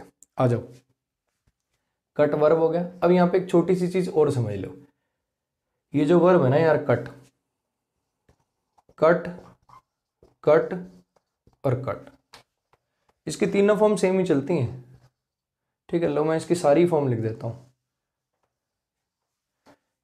इसकी V1 होती है कट, ठीक है। ये भी कट्स V1 ही होती है। कई राइटर, जैसे मैंने आपको बताया था ना, कि इसको लिख देते हैं V5, कोई फर्क नहीं पड़ता यार, उससे कोई फर्क नहीं पड़ता, मैं दोनों को V1 ही कहता हूँ। ये प्लूरल के लिए, सिंगुलर के लिए, उससे कोई फर्क नहीं पड़ता। कई राइटर इसको V5 भी लिख देते हैं। दूसरी क्या होगी अपनी? कट, और तीसरी भी क्या होगी अपनी? कट। बन जाए यार बढ़िया सा यू, बालक देख रहे हैं, देख, अब बन गया, ठीक है। अगला लिख देता हूं कटिंग, इसको V4 लिख देते हैं। कई राइटर देखा ऐसा लिखते हैं, ये V1, ये V2, ये V3 और ये V4, ऐसा। अब मुझे बस इतना बता दो कि ये जो लिखा हुआ है ये कौन सी है? ये जो लिखा हुआ है आखिर ये कौन सी फॉर्म है? बोलो। ये भी स्पेलिंग सेम, ये भी स्पेलिंग सेम, ये भी स्पेलिंग सेम। कटिंग तो चलो नहीं है, मैंने तुम्हारी बात समझ ली, ये है कौन सी मेरे भाई? समझना, ये दूसरी। आखिर ये यही क्यों है? कैसे पता चला कि ये यही है? ये मुझे ऐसे पता चला कि वुड कटर सिंगुलर है। वुड कटर सिंगुलर है, अगर ये वुड कटर सिंगुलर है तो यहाँ पे अगर ये वर्ब की पहली फॉर्म होती तो कट्स लिखा होता। सिंगुलर के साथ SEIS वाली आती, ही के साथ गोज आता है, दे के साथ गो आता है, याद आ रहा है? तो अगर ये वर्ब की पहली फॉर्म होती तो कट्स लिखा होता, यानी ये पहली तो है नहीं, ये वाला ऑप्शन तो गया। अगर ये वर्ब की तीसरी फॉर्म होती तो इससे पहले हेल्पिंग वर्ब ज़रूर आती। वर्ब की तीसरी फॉर्म से पहले हेल्पिंग वर्ब ज़रूर आएगी। ठीक है, अब इसको देखो, चाहो तो याद कर लो, अभी के लिए इसको याद कर सकते हो, बाद में जब 10 चैप्टर पढ़ाऊंगा तो इसका प्योर लॉजिक भी दूंगा। रीज़न है इसके पीछे, ऐसे हवा में नहीं है बात, इसके पीछे प्योर लॉजिक है। ठीक है, वहाँ पे पढ़ेंगे। अभी के लिए सिर्फ क्या जान लेंगे हम, अभी के लिए सिर्फ इतना जान लेंगे कि वर्ब की तीसरी फॉर्म जब भी आती है तो उससे पहले हेल्पिंग वर्ब आती है। या एक काम करो, अभी डाउट से भर दोगे फिर तुम सब कुछ, सर बता ही दो, एक काम करता हूँ तुम सुन के देख लो, जिनको इस बार समझ में आया तो बहुत अच्छी बात है, जिनको ना आए तो भाई लोड नहीं लेना बिल्कुल भी, सुन के देखना जरा। 3 सेंटेंसेस सुनो, अपने आप क्लियर हो जाएगा। 3 सेंटेंसेस सुनना जरा, या कहीं लिख भी सकते हैं, सुन ही लो। ठीक है, पढ़ाऊंगा डिटेल में बहुत, इसको लिखवा के अच्छे से पढ़ाऊंगा, अभी खाली सुन लो। I have eaten the cake, I have eaten the cake. ठीक है, दूसरा, I had eaten the cake. इसके आगे और भी क्लॉज लिखना पड़ेगा, 10 चैप्टर पढ़ाऊंगा तो बताऊंगा क्यों लिखना पड़ेगा, लेकिन इसके आगे और भी क्लॉज है। अभी के लिए मैं बोल सिर्फ इतना रहा हूं, I had eaten the cake, आगे और क्लॉज भी है। I will have eaten the cake, इसके भी आगे और क्लॉज लिखना पड़ेगा। ठीक है, ये टेंस ऐसे हैं जो दूसरे क्लॉज के रेफरेंस में यूज होते हैं। अब 3 फिर से बोल रहा हूं, I have eaten the cake, I had eaten the cake, I will have eaten the cake. तीनों में सब्जेक्ट कौन है, आई। तीनों में ऑब्जेक्ट कौन है, केक केक केक। तीनों के अंदर मेन वर्ब क्या है, ईटन ईटन ईटन। आखिर पता कैसे चल रहा है कि ये प्रेजेंट का परफेक्ट है कि पास्ट का परफेक्ट है कि फ्यूचर का परफेक्ट है, कैसे जान पा रहे हो, जान पा रहे हो हेल्पिंग वर्ब को देख के। Sir has have helping verb लगी हुई है तो प्रेजेंट का परफेक्ट है, हैड हेल्पिंग वर्ब लगी तो पास्ट का परफेक्ट है, will have shall have helping verb लगी हुई है तो फ्यूचर का परफेक्ट है। Has have present, had passed, will have shall have future. Clear. अब सोचो मैं इसमें से हेल्पिंग वर्ब उड़ा दूं, आई ईटन द केक, अब कौन सा है, बता पाओगे, बता ही नहीं पाओगे। तो अगर मेरे भाई आप बता ही नहीं पाओगे टेंस, तो टाइम नहीं बता पाओगे। ये सारा झमेला V1 V2 V3 V4 V5 present indefinite past indefinite, ये सारा इतना सारा जो काम सीख रखा है हमने, कर रखा है, अंग्रेजी में ग्रामर में लिखा हुआ, क्यों लिखा हुआ है, टाइम का पता चल जाए। हाँ कि ना, ये वर्ब की फॉर्म बनाने का इसके अलावा कोई लॉजिक है, वर्ब की फॉर्म से टेंस बनेगा, टेंस से टाइम का पता चलेगा। तो अगर आप टाइम का आइडेंटिफिकेशन कर ही नहीं पाए तो फिर ये टेंस वेंस बनाने का फायदा क्या। इसलिए वर्ब की तीसरी फॉर्म से पहले हेल्पिंग वर्ब आती है, ताकि टेंस का पता चले और टेंस से टाइम का पता चले। फिर समझ लेना, अगर 3 सेंटेंस लिख दूं, I have eaten the cake, had eaten the cake और will have eaten the cake, तो तीनों में subject same, main verb same, object same. सिर्फ हेल्पिंग वर्ब ऐसा टूल है जिससे तुम टेंस बता पा रहे हो। हेल्पिंग वर्ब की मदद से टेंस बता रहे हो, हेल्पिंग वर्ब नहीं तो टेंस नहीं, टेंस नहीं तो टाइम नहीं। और ये सारा झमेला किया किस लिए, टाइम का पता लगाने के लिए। इसलिए वर्ब की तीसरी फॉर्म एक ऐसी फॉर्म होती है जो बिना हेल्पिंग वर्ब के कभी नहीं आती। समझ में आ गई इतनी बात। ऐसे ही V1 प्लस में ING भी ऐसी होती, वर्ब की फॉर्म V1 प्लस में ING भी ऐसी होती। I am watching a movie, I was watching a movie, I will be watching a movie. I subject, watching watching watching main verb, movie movie movie object. कैसे पता चल रहा है, present का कॉन्टिन्यूस है, पास्ट का, फ्यूचर का, helping verb को देख के। मेन वर्ब तो तीनों में से मैं वॉचिंग वॉचिंग वॉचिंग, अगर हेल्पिंग वर्ब उड़ा दी, आई वॉचिंग मूवी, अब बता दे कौन सा टेंस है, बता ही नहीं पाओगे। तो समझना मेरे भाई कि ऐसे जितने भी टेंस हैं जिसमें ये हेल्पिंग वर्ब का यूज़ हो रहा है, ये टेंस की आइडेंटिफिकेशन के लिए यूज़ हो रही हैं। तो अगर आप इनके अंदर से हेल्पिंग वर्ब को ड्रॉप कर दोगे तो आप टेंस को आइडेंटिफाई नहीं कर पाओगे। तो वर्ब की पहली फॉर्म प्लस में ING यानी कॉन्टिन्यूस टेंस में आने वाली जो वर्ब है, और परफेक्ट टेंस में आने वाली वर्ब की तीसरी फॉर्म, इनसे पहले हेल्पिंग वर्ब लगानी जरूरी है। परफेक्ट टेंस में हैज हैव हैड आती हैं, और कॉन्टिन्यूस में is am are was were be भी नहीं है, सब आती। क्लियर हो गई इतनी बात, लॉजिक आ गया समझ में। फिर रिपीट कर दूंगा, डोंट वरी जिसको आज नहीं समझ में आया। आ जाओ, तो मैं कहना ये चाह रहा था कि अगर ये वर्ब की तीसरी फॉर्म होता, यहाँ जो ये कट लिखा है, अगर ये वर्ब की तीसरी फॉर्म होता तो क्या इससे पहले हेल्पिंग वर्ब लगी होती कि नहीं लगी होती, ऑब्वियसली लगी होती। अगर इससे पहले हेल्पिंग वर्ब नहीं है यहाँ पर तो समझ जाना कि ये वर्ब की दूसरी फॉर्म है। मिल गया नया कॉन्सेप्ट, तो समझना। अभी जैसे आज अपन बात कर रहे थे ना कि सर मतलब कॉन्सेप्ट क्या चेंज होते रहते हैं, कॉन्सेप्ट वही रहते हैं यार, बस सेंटेंस नया आ जाता है तो उसमें कुछ बताना पड़ जाता है। अब ये वाला जो सेंटेंस है ना, शी हरसेल्फ किल्ड हिमसेल्फ, आज तक मैंने बोर्ड पे कभी नहीं लिखा, ठीक है, ठीक जैसे होता है ना अपने इस धंधे कसम मैंने आज तक इस बोर्ड पे कभी मतलब ये सेंटेंस नहीं लिखा पढ़ाते वक्त। तो हर बार कंटेंट नया हो जाता है यार, जितनी बार मैं लेक्चर देने उतरता हूँ उतनी बार 2 सेंटेंस नए लिख देता हूँ। तो कंटेंट रिफ्रेश होता ही रहता है अपने आप। आ जाओ। The wood cutter cut himself all the trees. Cut क्या हो गया? वर्ब हो गया। ये हिमसेल्फ क्या हो गया? अब हिमसेल्फ की नहीं पहले बात करनी, वुड कटर, 1 मिनट रुक जाओ। कट वर्ब हो गया, एक्टिव में लिखा हुआ है, एक्टिव में लिखा हुआ तो ये क्या होगा? इसका सब्जेक्ट हो गया। ठीक है। अब अगर ये वर्ब के बाद है, वर्ब के बाद है तो क्या है? ये रिफ्लेक्सिव प्रोनाउन है। और रिफ्लेक्सिव प्रोनाउन किसका काम करते हैं? ऑब्जेक्ट का काम करते हैं। क्लियर हो गई इतनी बात? ऑल हो गया आपका क्वांटिटेटिव एडजेक्टिव। ऑल क्या हो गया? ऑल हो गया आपका क्वांटिटेटिव एडजेक्टिव। ठीक है। ये द क्या हो गया? आर्टिकल हो गया। मुझे बस इतना बता दो कि ये ट्रीज क्या है? नाउन है। ट्रीज नाउन है, पार्ट्स ऑफ स्पीच कॉमन है। इतनी कहानी क्लियर है? फिर से सुन लो। वर्ब इसका सब्जेक्ट, रिफ्लेक्सिव प्रोनाउन की पोजीशन पे है, वर्ब के बाद तो रिफ्लेक्सिव प्रोनाउन हो गया। ऑल क्वांटिटेटिव एडजेक्टिव है, द आर्टिकल है, ट्रीज नाउन है। अब एक चीज सोच के बताओ, नाउन क्या काम करता है? सब्जेक्ट बनना, सब्जेक्ट तो आ गया। ऑब्जेक्ट बनना, ऑब्जेक्ट भी आ गया। प्रीपोजिशन का ऑब्जेक्ट बनना, प्रीपोजिशन है ही नहीं। नाउन क्या क्या काम करता है? देखो, सब्जेक्ट बनना, ऑब्जेक्ट बनना, प्रीपोजिशन का ऑब्जेक्ट बनना, सब्जेक्ट कॉम्प्लीमेंट बनना, ऑब्जेक्ट कॉम्प्लीमेंट बनना। ठीक है। अब देखना, सब्जेक्ट ये हो नहीं सकता, सब्जेक्ट आ चुका है। ऑब्जेक्ट ये हो नहीं सकता, ऑब्जेक्ट भी आ चुका है। प्रीपोजिशन का ऑब्जेक्ट ये हो नहीं सकता क्योंकि प्रीपोजिशन नहीं है। सब्जेक्ट कॉम्प्लीमेंट ये हो नहीं सकता क्योंकि लिंकिंग वर्ब नहीं है। Object complement. अभी के लिए शॉर्ट में ये समझ लो, जैसे सब्जेक्ट और उसका कॉम्प्लीमेंट एक ही होते हैं। अमन इज अ टीचर, अमन और टीचर एक ही है। अमन इज स्मार्ट, स्मार्ट और अमन एक ही है। क्लियर हुई इतनी? कुछ मर्जी लगा लो यार, तुम बावला कह लो, ठीक है। अमन इज बावला, अमन इज नकली, जो तुम्हारा मन करे वो कह लो। अपने तारीफ नहीं कर रहा मैं। अमन इज पुअर, अमन गरीब है। तो ये पुअर और अमन एक ही है, तो सब्जेक्ट और कॉम्प्लीमेंट एक ही होते हैं। तो ऐसे ऑब्जेक्ट और उसका कॉम्प्लीमेंट भी एक ही होते हैं। ठीक है, पढ़ाऊंगा आगे चल के। तो अभी मैं कहना चाह रहा हूँ कि ये हिमसेल्फ, और मान लो ये ऑब्जेक्ट कॉम्प्लीमेंट होता भी तो हिमसेल्फ और ट्री एक ही है क्या? ये आदमी और पेड़ एक हो सकते हैं क्या? तो इसका मतलब ये ऑब्जेक्ट कॉम्प्लीमेंट भी नहीं बन सकता। लो जी, ये ऑप्शन भी गया। नाउन 5 काम करता है, 5 ऑप्शन गए।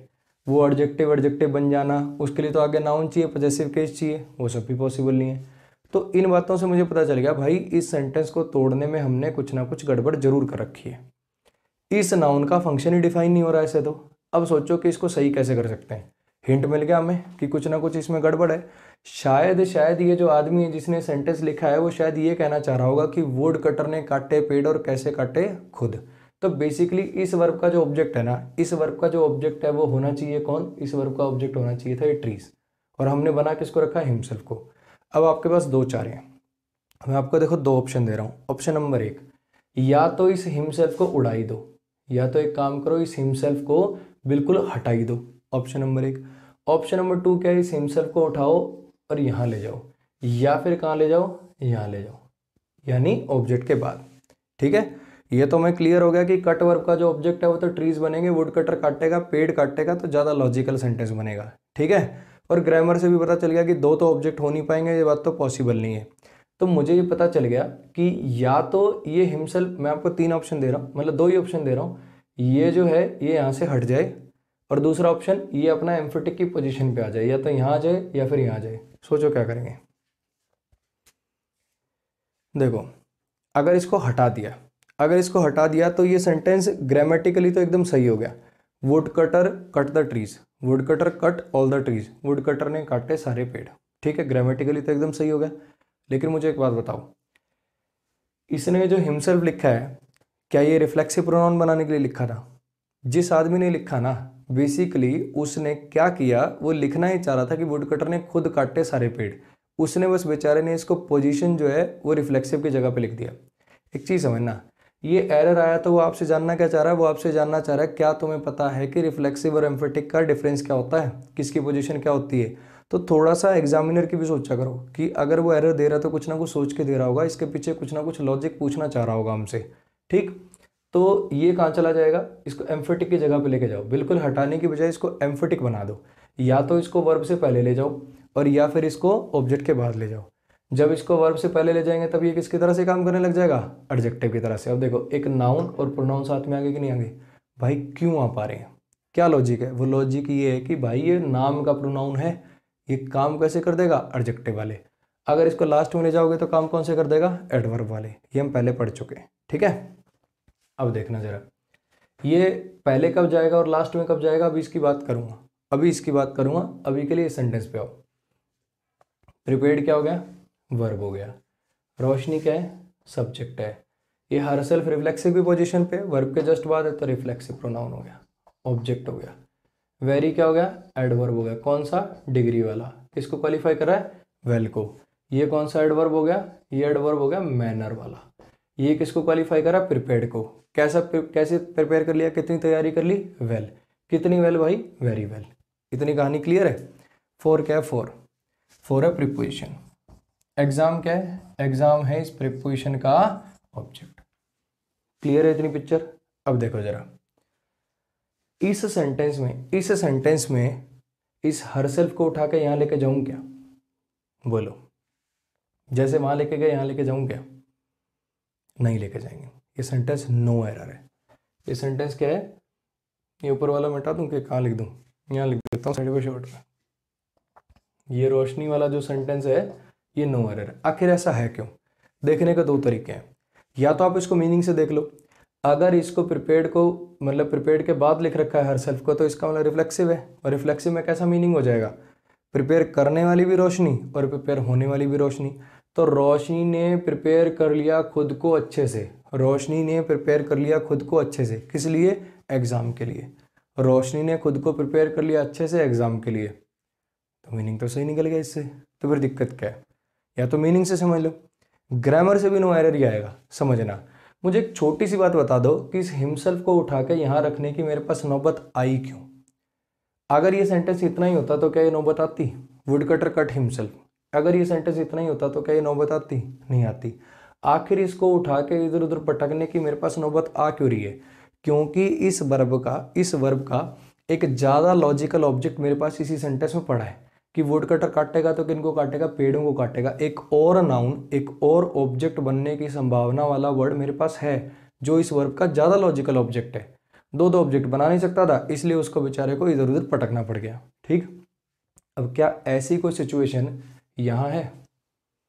इसमें तो देखो, ये एग्जाम एक अकेलौता नाउन है इसके अलावा, हाँ कि ना? रोशनी सब्जेक्ट बन चुका है। अब ये हर सेल्फ प्रोनाउन है, या तो ये ऑब्जेक्ट बन सकता है या फिर ये एग्जाम बन सकता था। ये एग्जाम तो प्रीपोजिशन का ऑब्जेक्ट हो गया। तो पूरे सेंटेंस में और कोई नाउन या प्रोनाउन ऐसा है ही नहीं जो इस वर्ब का ऑब्जेक्ट बनना चाहता हो। तो भाई फिर इसको बनने दो ना, दिक्कत क्या है? समझ में आया क्या कहना चाह रहा हूँ? मैं ये कहना चाह रहा हूँ आपको शॉर्ट में, मैंने बस एक ट्रिक दे दिया या कह दो एक हिंट दे दिया है। क्या? कि एक वर्ब के बाद रिफ्लेक्सिव प्रोनाउन तभी पुट हो सकता है, एक वर्ब के बाद रिफ्लेक्सिव प्रोनाउन तभी पुट हो सकता है जब कोई और नाउन या प्रोनाउन ना हो जो उस वर्ब का ज़्यादा लॉजिकल ऑब्जेक्ट हो। क्योंकि यदि ऐसा हुआ, जैसे वर्ब है इसके बाद ये रिफ्लेक्सिव प्रोनाउन तभी पुट हो सकता है जब कोई और नाउन या प्रोनाउन ना हो। अगर ये आ गया तो उस केस में क्या करना पड़ेगा? इसको एम्फेटिक में कन्वर्ट करना पड़ जाएगा। यहाँ पे क्या हुआ? इस प्रिपेयर वर्ब के बाद अपने पास कोई ऐसा नाउन या प्रोनाउन है ही नहीं जो इसका ऑब्जेक्ट बनना चाहता हूँ, तो उस केस में क्या है? फिर इसको रिफ्लेक्सिव रहने दो। समझ में आ गया? इस सेंटेंस पे आ जाओ। आई सब्जेक्ट है, पेड वर्ब है, माई सेल्फ क्या है? रिफ्लेक्सिव की पोजीशन पे। रिफ्लेक्सिव की पोजीशन पे है तो ये ऑब्जेक्ट है। अब ड्यू क्या है? एडजेक्टिव। ड्यू का मतलब होता है बकाया। रेंट क्या है?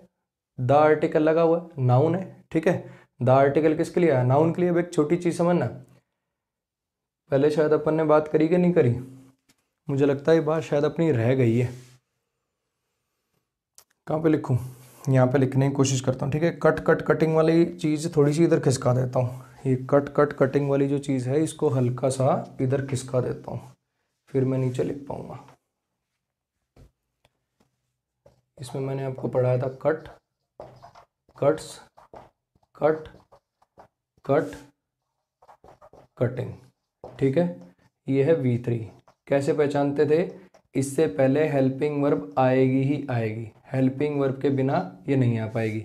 ये ING, ये भी हेल्पिंग वर्ब के बिना नहीं आ पाती, और जो बिना हेल्पिंग वर्ब के आती है वो क्या है? वो है V2।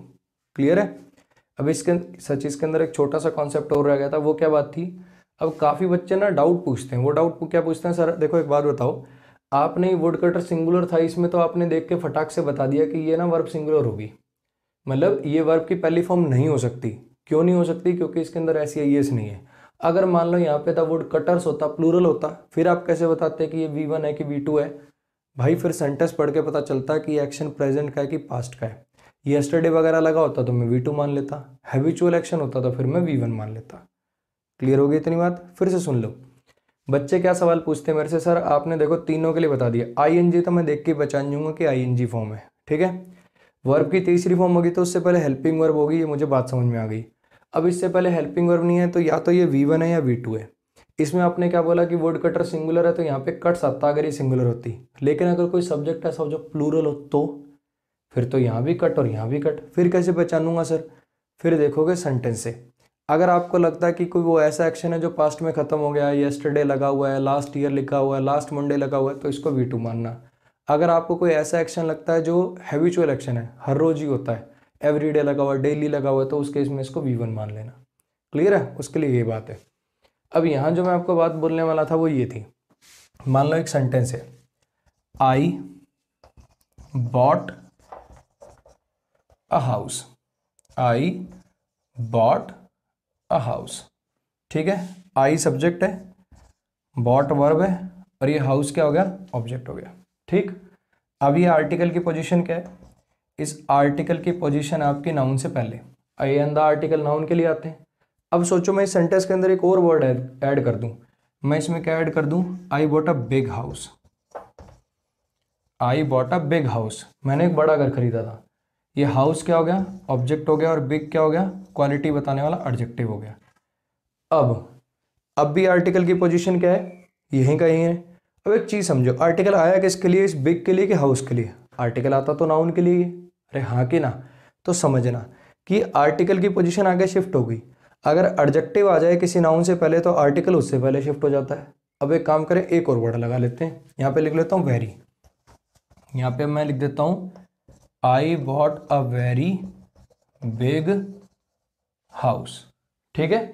अब ये क्या बन गया? ऑब्जेक्ट। ये बिग क्या बन गया? एडजेक्टिव। पार्ट्स ऑफ स्पीच क्या था? इसका नाउन था भाई, हाउस का, ठीक है।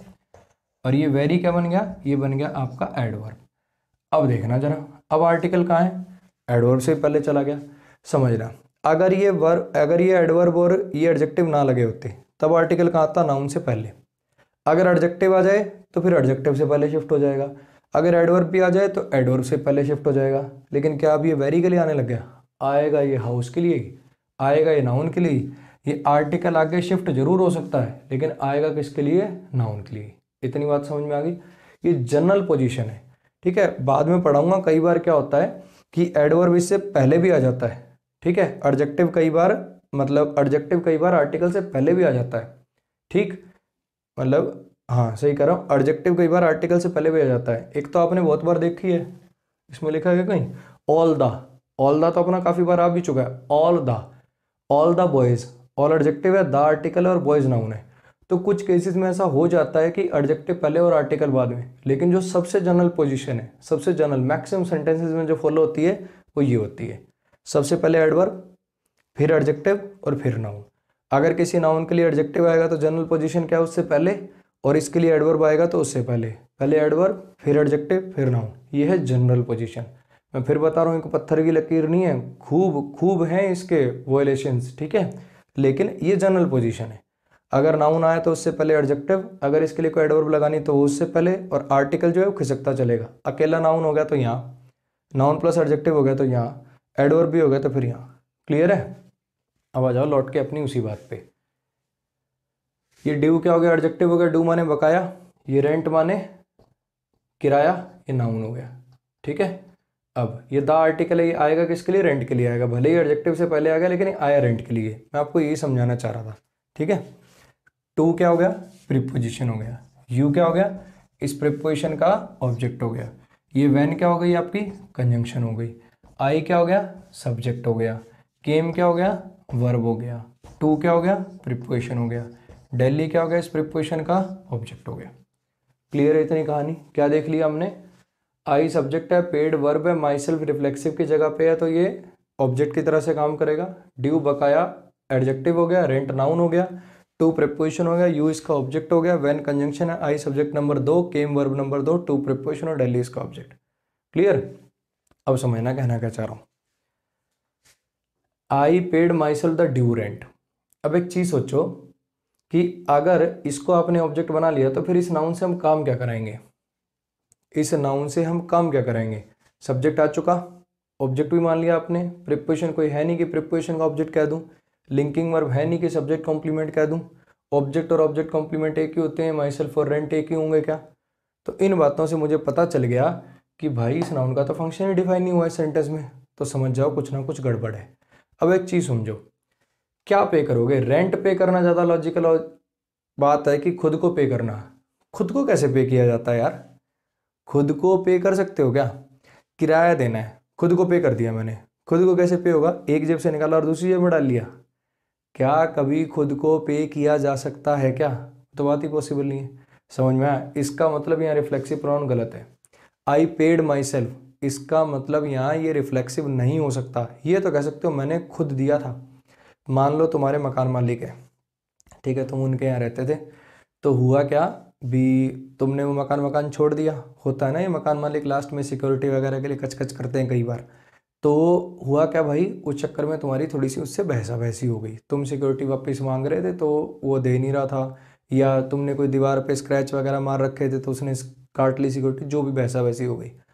अब कुछ दिन के बाद क्या हुआ कि तुम्हें उस एरिया में दोबारा जाना पड़ गया, तो तुम उनके पड़ोस में रूम लेने चले गए। ठीक, उस एरिया में दोबारा जाना पड़ गया, उस घर में तो जा नहीं सकते, पड़ोस में ले रहे हो। अब पड़ोस में भी वो जो लैंडलॉर्ड तुम्हारा था वो आके उस आदमी को कह रहा भाई इसको रूम मत देना, तो बेकार आदमी है, रेंट नहीं देता और ये वो। फिर तुम क्या करो? अबे कैसी बात करे अंकल जी, मैंने खुद दिया था आपका बकाया रेंट, मैंने खुद दिया था आपका बकाया रेंट। कब? जब मैं दिल्ली आया था। मैंने खुद दिया था आपका बकाया रेंट जब मैं दिल्ली आया था। समझ में आया? एम्फोसिस डाल सकते हो, कैसे कह सकते हो मैंने खुद को पे किया था, मैंने खुद को पे किया था। ये बात पॉसिबल है? तो समझना यहाँ पे हमें रिफ्लेक्सिव की नहीं, यहाँ पे हमें एम्फेटिक की ज़रूरत है। फिर से समझ लो, अगर आप इसको मान लो हटा ही दो, अगर आप इसको हटा ही दो तब ये ग्रामेटिकली सही हो जाएगा, कोई दिक्कत नहीं है। I paid the due rent to you when I came to Delhi, मैंने तुम्हें बकाया रेंट दिया था जब मैं दिल्ली आया था। लेकिन एक चीज़ समझो, अगर एग्जामिनर ने सवाल पूछा तो तुमसे क्या पूछने के लिए पूछा है कि क्या भाई तुझे रिफ्लेक्सिव और एम्फेटिक का दोनों का डिफरेंस और दोनों की पोजीशन आती है क्या? तो इसको कहाँ पुट कर देंगे? इसको यहाँ पुट कर देंगे। I myself paid the due rent to you, I myself paid the due rent to you. समझ में आ गई इतनी बात? चलो जी, अब इस सेंटेंस पे आ जाओ। शी सब्जेक्ट हो गया। अब देखना भाई ये ऑब्जेक्ट हो जाएगा अब, ठीक है, ये वाला जो है ना, जैसे ही आपने उसको रिफ्लेक्सिव की पोजीशन से हटाया, एम्फेटिक बना दिया, तो ये ऑब्जेक्ट हो गया। अब ये प्रोनाउन दोनों साथ में क्यों आ पा रहे हैं? समझ में आ गया ना? ये एडजेक्टिव की तरह से काम करने लग जाएगा, इसलिए साथ में आ पा रहे हैं। शी सब्जेक्ट है, ये हरसेल्फ वर्ब से पहले लिखा हुआ है, इसका मतलब ये एम्फेटिक की पोजीशन पे है, एम्फेटिक प्रोनाउन। किल्ड वर्ब है, ये हरसेल्फ जो है ये रिफ्लेक्सिव की पोजीशन पे, वर्ब से बाद है, तो रिफ्लेक्सिव यानी ऑब्जेक्ट। अब इसके बाद मैंने लगा दी एंड कंजंक्शन। अगर ये कंजंक्शन है, अगर ये कंजंक्शन है, कंजंक्शन से मैंने एक ऑब्जेक्ट जोड़ दिया, कंजंक्शन से मैंने एक ऑब्जेक्ट जोड़ दिया, तो दूसरा जो नाउन या प्रोनाउन आएगा वो भी ऑब्जेक्ट ही बनेगा। वो सेंटेंस याद है, Ram and Shyam are playing, Ram subject है तो श्याम भी सब्जेक्ट ही होगा। अगर कंजंक्शन से एंड कंजंक्शन से दो चीज़ें जोड़ रखी हैं, अगर एक सब्जेक्ट है तो दूसरा भी सब्जेक्ट होगा, एक ऑब्जेक्ट है तो दूसरा भी ऑब्जेक्ट होगा। तो इसका मतलब ये चिल्ड्रन क्या बन गया? ये भी ऑब्जेक्ट बन गया। और ये हर क्या बन गया? ये पॉजेसिव एडजेक्टिव बन गया। एक बार फिर से सेंटेंस का स्ट्रक्चर देख लो। She herself killed herself and her children. She subject है, हरसेल्फ एम्फेटिक है क्योंकि वर्ब से पहले है, ये किल्ड के बाद है तो ये रिफ्लेक्सिव है, ये ऑब्जेक्ट है। एंड कंजंक्शन है, अगर ये ऑब्जेक्ट है तो ये भी ऑब्जेक्ट बनेगा, चिल्ड्रन भी ऑब्जेक्ट है। यानी एक्शन की डूअर होगी शी और एक्शन के रिसीवर है हरसेल्फ और चिल्ड्रन। सेंटेंस सही की गलत? बोलो, सही की गलत? ये सेंटेंस भी सही है, ये भी नो एरर है। होता क्या है, हरसेल्फ दो बार देख के ना बच्चे को लगता है अटपटा, वो टिकाएगा एरर। लेकिन एक बात बताओ, इस सेंटेंस का मीनिंग पता क्या है? उसने खुद मारा था खुद को और अपने बच्चों को, उसने खुद मारा था खुद को और अपने बच्चों को। सेंटेंस एकदम सही है। क्या में इसमें मीनिंग में गलती क्या है मुझे बताओ? उसने मारा था, किसको मारा? हरसेल्फ, मारने वाली भी वो और मरने वाली भी वो। मान लो कोई औरत है बेचारी, पति छोड़ के भाग गया, दारू वारू पीता था, सारा दिन मारता पीटता था, ठीक है, वो छोड़ के चला गया। अब इसके 3 बच्चे हैं, 4 बच्चे हैं, क्या तो उनको खिलाए क्या पिलाए, बेचारी ज़िंदगी से परेशान थी, जहर लेके आई और अपना खाने में मिला दिया, खुद भी खा गई और बच्चों को खिला दिया। तो पड़ोस वाले क्या करें, पता नहीं किसने किया मर्डर, किसने किया मर्डर, किसने किया मर्डर। सारी तहकीकात हुई तो बाद में पता चला इसने खुद ही मारा था। वो कह रहे हैं नहीं सर कुछ ना कुछ कॉन्स्पिरेसी। अरे कैसी बात करे, उसने खुद मारा था, उसने खुद मारा था अपने बच्चों को और खुद को। एम्फेटिक भी करना है भी, अरे मारने वाली वो खुद ही थी, उसने खुद मारा था खुद को और अपने बच्चों को। तो इसका मतलब ये वाले का तो काम क्या है, इस बात पर एम्फेस डालना कि ये काम शी ने किया, और इसका काम क्या है, इसका काम ये बताना कि ये काम शी पर ही हुआ।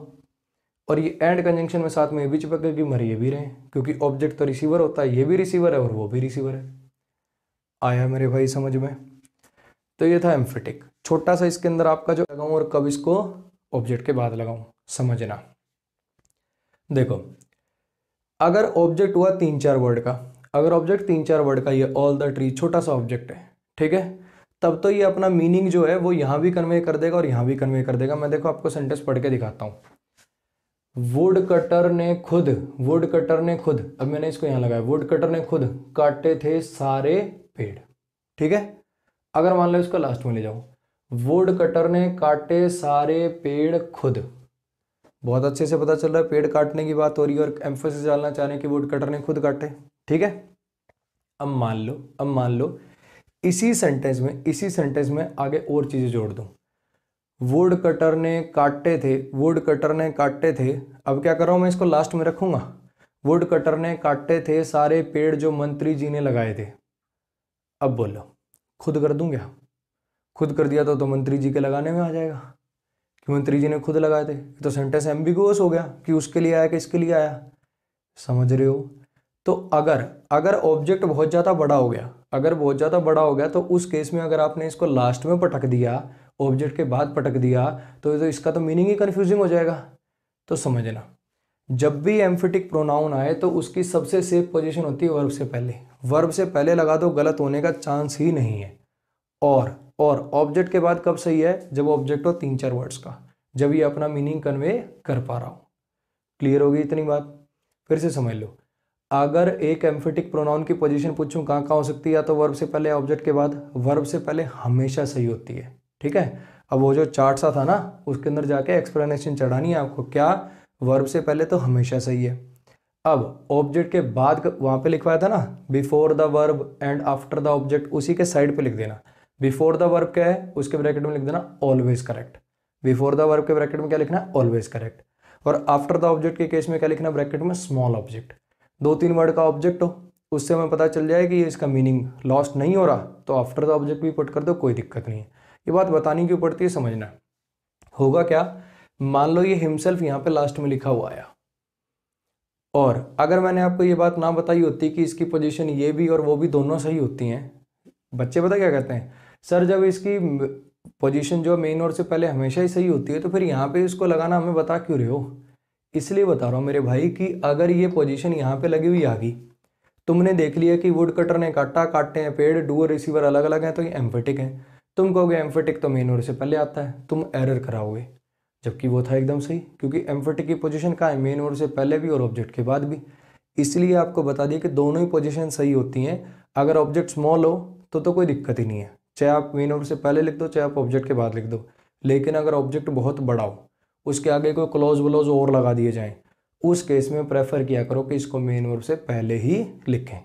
रीजन समझ में आ गया? क्योंकि उस केस में अगर बाद में पटक दिया तो इसका मीनिंग कंफ्यूजिंग हो सकता है, इसका मीनिंग लॉस्ट हो सकता है। क्लियर हो गई इतनी बात? तो ये था एम्फेटिक, और मुझे लगता नहीं इसके अंदर कुछ और बताने को है। फिर से शॉर्ट में सीधी बात ये है, वर्ब के बाद रिफ्लेक्सिव प्रोनाउन तभी आ सकता है जब कोई और नाउन या प्रोनाउन ना हो जो इसका ऑब्जेक्ट बन सकता हो। अगर और कोई नाउन या प्रोनाउन है जो इसका ज़्यादा लॉजिकल ऑब्जेक्ट है तो रिफ्लेक्सिव प्रोनाउन को हटाओ, उसको एम्फेटिक की पोजीशन पे ले जाओ। यहाँ पे और कोई नाउन प्रोनाउन नहीं था, इसलिए यहाँ पे एम्फेटिक सही है। यहाँ पे ये ड्यू रेंट के बाद ये रेंट नाउन है जो कि पे वर्ब का ज़्यादा लॉजिकल ऑब्जेक्ट है, इसको बनाओ एम्फेटिक। अब यहाँ पे इस वर्ब का ऑब्जेक्ट ये भी हो सकता है, रिफ्लेक्सिव ऑब्जेक्ट भी हो सकता है और एम्फेटिक भी आ सकता है एक। ये आपको इसलिए बताया कि रिफ्लेक्सिव और एम्फेटिक दोनों एक साथ आ सकते हैं, दोनों के अपने अलग अलग काम है, दोनों की अपनी अलग अलग पोजीशन है, तो साथ में आने में दिक्कत क्या है? ये वाला रिफ्लेक्सिव है, इसका काम है ये बताना कि मारने वाली भी शी और मरने वाली भी शी। ये एम्फेटिक है, इसका काम है ये बताना कि उसने खुद मारा। तो एम्फेटिक और रिफ्लेक्सिव साथ में आ सकते हैं, दोनों स्पेलिंग ये इनको अटपटा देख के क्रॉस मत कर देना। इतनी बात होगी क्लियर, इसको नोट कर लो, फिर मिलते हैं हम अगले कॉन्सेप्ट के साथ। आ जाओ प्रोनाउन के नेक्स्ट टाइप डिस्ट्रीब्यूटिव को देख लेते हैं। डिस्ट्रीब्यूटिव मैंने आपको पढ़ाया था जब मैंने आपको प्रोनाउन और एडजेक्टिव का डिफरेंस पढ़ाया था, याद है वो this that these those pronoun और एडजेक्टिव दोनों हो सकते हैं, कैसे पहचानेंगे, ईच ईदर नीदर प्रोनाउन और एडजेक्टिव दोनों हो सकते हैं, कैसे पहचानेंगे, बेसिक में हुई थी अपनी वो बातें, वहाँ पे मैंने आपको डिस्ट्रीब्यूटिव पढ़ाया था।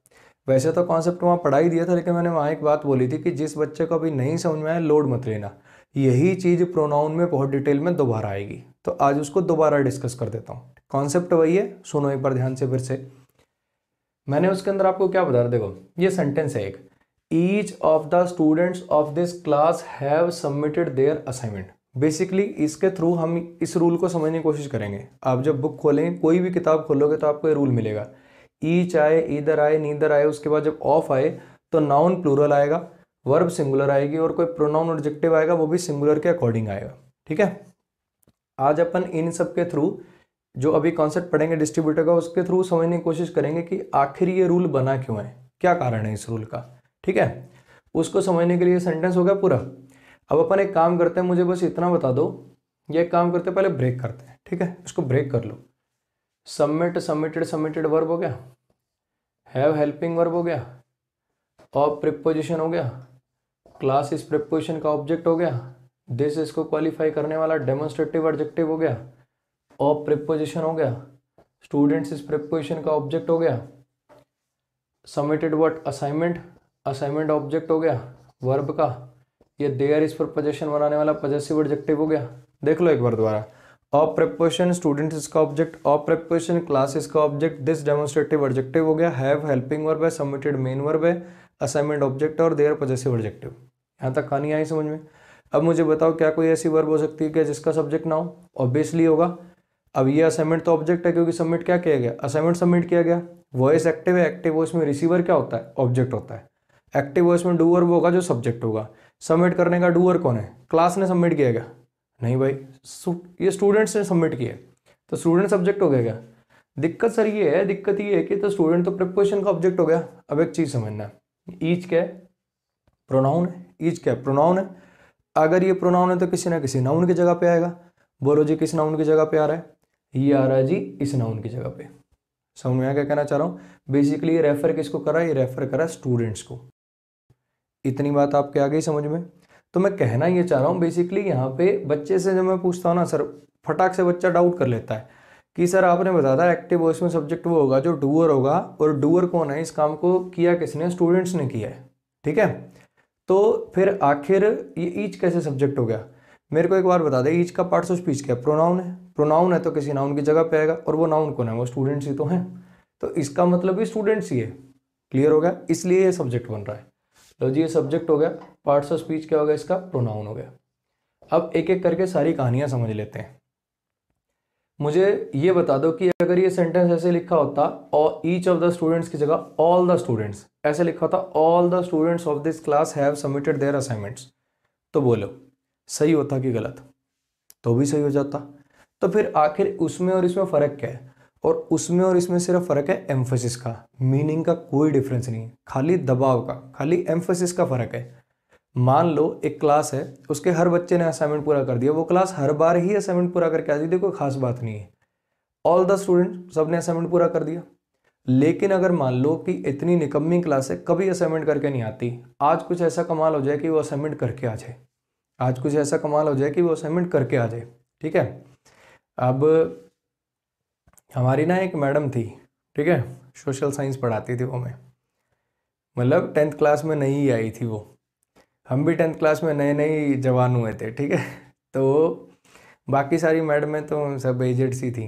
तो उसकी क्लास में क्या होता था ना, जैसे आपने देखा होगा जब अपन स्कूल में थे तो क्लास में जैसी टीचर की एंट्री होती है, good morning ma'am, good morning sir, सारे इकट्ठे बोलते हैं खड़े होके, है ना। तो बाकी क्लासों में क्या चलता था, गुड मॉर्निंग मैम। उसकी क्लास में क्या चलता था, जैसी बात थी गुड मॉर्निंग मैम, लंबा हो जाता था मैम। और भाई सच बता रहा हूँ, सच बता रहा हूँ, एक बार क्या हुआ, मेरे साथ ना एक लड़का बैठा था, गगन नाम था उसका, ठीक है, गगन शर्मा। तो हिसार का लड़का था, सही दोस्ती थी हमारी। तो वो मैडम आई, और उस दिन वो मैडम आ गई भाई काली साड़ी पहन के, काली बैकलेस साड़ी। आज तक वो दिन मुझे बहुत बढ़िया से याद है। काली बैकलेस साड़ी में मैडम आ चुकी हैं, और वही हुआ उस दिन भी, गुड मॉर्निंग मैम।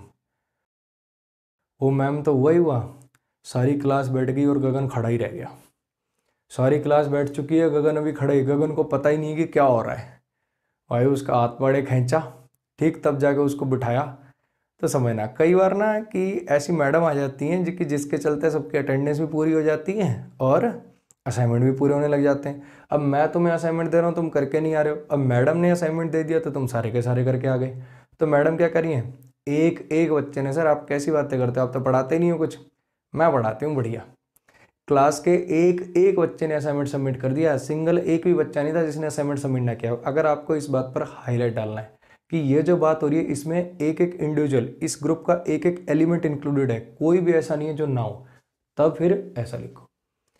इस वर्ड को क्यों लिखा है, इस वर्ड को इसलिए लिखा है ताकि दबाव डाला जा सके, ताकि एम्फोसिस डाला जा सके।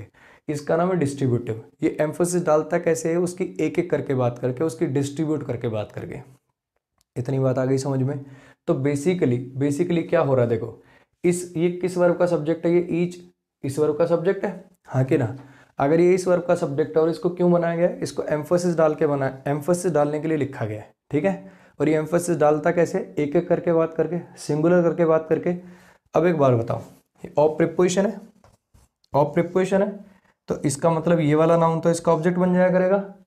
इस वर्ब का सब्जेक्ट कौन बना करेंगे, ये वर्ड, ईच इधर नीदर। और ये किस नेचर के वर्ड हैं, डिस्ट्रीब्यूटिव नेचर के वर्ड है, एक एक करके बात करते हैं, तो हाँ के ना। तो इसका मतलब वर्ब किसके अकॉर्डिंग आएगी, ईच इधर नीदर के अकॉर्डिंग, जो कि डिस्ट्रीब्यूटिव है, सिंगुलर करके बात करेंगे। तो वर्ब भी कैसी आएगी, सिंगुलर आएगी कि नहीं आएगी। समझ में आई बात। और जब बात ही एक एक करके हो रही है, सब्जेक्ट ही सिंगुलर हो गया, तो ये जो बच्चा है जिसकी एक एक करके बात हो रही है, रोहन है, सोहन है, मोहन है, कोई भी है, ये असाइनमेंट किसका सबमिट करेगा, खुद का कि पूरी क्लास का, खुद का ही करेगा। तो ये भी सिंगुलर हो जाएगा, इसको भी आपको हिस करना पड़ेगा। समझ में आया। अब है क्या चीज़ ना, अब ये स्टूडेंट्स बच्चे कहते हैं सर ये गर्ल्स भी तो हो सकती हैं। तो यहाँ पे अगर ऐसा कोई ऑप्शन होता ना, हिज और हर, तो उससे बढ़िया तो कोई ऑप्शन ही नहीं होता। हिज और हर असाइनमेंट लिखा तो उससे बढ़िया तो कोई ऑप्शन ही नहीं है। लेकिन अगर ये नहीं है आपके ऑप्शन में, तो फिर आप यहाँ पे हिज को लिख लिया करो। क्योंकि अगर आपको पता नहीं हो, देखो इसको थोड़ा सा कहाँ लिख दूँ मैं, समझ में आया। अगर ये ऑप्शन आए तो ये बेस्ट है, वरना फिर हिज को चूज करो। ऐसा आगे से कभी भी ये नोटेशन आए ना तो समझ जाना कि डबल टिक का मतलब है ये भी सही है, ये भी सही है, लेकिन प्रेफर इसको करना है। क्लियर है इतनी कहानी। अगर कभी भी आपको किसी चीज़ का जेंडर ना पता हो, उसके लिए कोई यहाँ पे एडजेक्टिव वगैरह लगाने पड़ जाए, तो फिर मस्कुलिन जेंडर को प्रेफर किया करो, मस्कुलिन के अकॉर्डिंग लगाया करो, यानी मेल के अकॉर्डिंग लगाया करो, ठीक है। चलो जी, अब ये कन्वेंशन है यार, ठीक है। लड़कियां जो भी हैं अपने बैच में ऑनलाइन कोर्स जिन्होंने ले रखा, बुरा मत मान जाना इस बात का, स्वर्गीय का बात हुई, मस्कुलिन को क्यों प्रेफर कर रहे हैं। तुम्हें भी बहुत फ़ायदे मिलते हैं, ठीक है। तुम वो टिकट वाली जो लाइन होती है, हम इतनी लंबी लाइन में खड़े हैं, तुम पर्दे ने सी जाके टिकट लेकर निकल लेती हो। तब तो धनु ने पूछा कि यहाँ पे लड़कियाँ पहले क्यों, तो समझना यहाँ पे हमने फ़ायदा ले रखा है, यहाँ पे मस्कुलिन जेंडर आओगा, ठीक। चलो आ जाओ, आओगा निकल गया, हरियाणवी टोन बाहर आने लग गई, रात के बज गए 3:30, ठीक है। अब सो जाना चाहिए, तो जल्दी से इसको निपटाते हैं, आज की क्लास यहाँ ख़त्म करेंगे। आ जाओ। तो ऑल द स्टूडेंट्स, क्या बात कर रहा था मैं, हाँ। अब ये तो हमें पता चल गया कि वर्ब सिंगुलर क्यों आती है, हमें ये भी पता चल गया कि प्रोनाउन एडजेक्टिव सिंगुलर क्यों आते हैं, क्योंकि आपका बेसिकली सब्जेक्ट ही सिंगुलर है।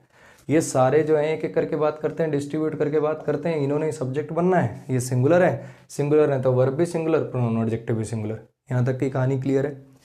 अब बात करते हैं कि नाउन प्लूरल क्यों आता है। ये आता है इस ऑफ प्रेपोजिशन के फंक्शन की वजह से।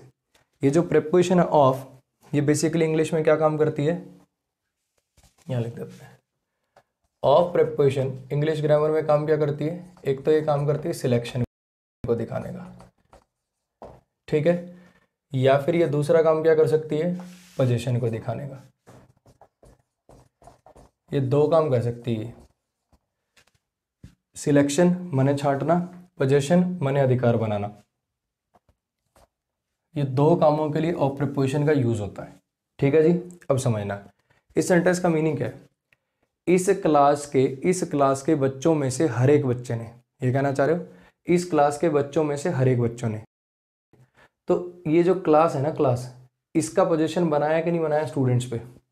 कौन से स्टूडेंट? इस क्लास के स्टूडेंट्स। कौन से स्टूडेंट्स? इस क्लास के स्टूडेंट्स। तो भाई ये तो पोजीशन बना रहा है। ये वाली ऑफ प्रिपोजिशन क्या कर रही है? ये काम कर रही है पोजीशन बनाने का। ठीक है। अब हर एक बच्चा किस में से? स्टूडेंट्स में से। हर एक बच्चा किस में से? सब स्टूडेंट्स में से। तो ये वाली जो प्रिपोजिशन है काम कर रही है सिलेक्शन का। इसका काम है छांटना। क्लियर हो गई इतनी बात। अब एक छोटी सी चीज समझना। मान लो मैं आपको कह दूं भी भाई एक काम कर, दुकान पे जा और सारी शर्टें देख ले, जो तुझे पसंद आए उनमें से कोई भी अच्छी सी एक छांट लियो। ठीक है। जो तुझे पसंद आए वो छांट के लिया। तुम गए दुकान पे। ठीक है। अब मान लो दुकान वाले के पास 10 शर्ट है, तो उसमें सबसे बढ़िया छांट लोगे, हो जाएगा। 5 में से, 3 में से, 2 भी होंगी तो भी छांट लोगे कि नहीं? 2 होंगी, दोनों में से ये बढ़िया लग रही है, छांट लाता हूं। अगर दुकान वाले के पास तुम्हारे साइज की शर्ट ही एक हुई, अब क्या करोगे? छांट तो नहीं पाओगे, अब तो मजबूरी होगी, वही लेके आनी पड़ेगी। अरे हाँ कि ना? तो समझना, जब भी छांटने की प्रक्रिया करी जाती है, जब भी छांटने का प्रोसेस होता है, तो जिस चीज में से छांटा जाता है उसकी मिनिमम संख्या 2 तो होनी चाहिए, वरना छांट कैसे पाओगे? तो अगर उसकी संख्या मिनिमम 2 होनी चाहिए, इसका मतलब प्लूरल होना चाहिए। 2 को प्लूरल बोलते हैं। 2 भी होगा, मिनिमम से मिनिमम 2 तो होगा ही होगा, उसको भी प्लूरल बोलते हैं।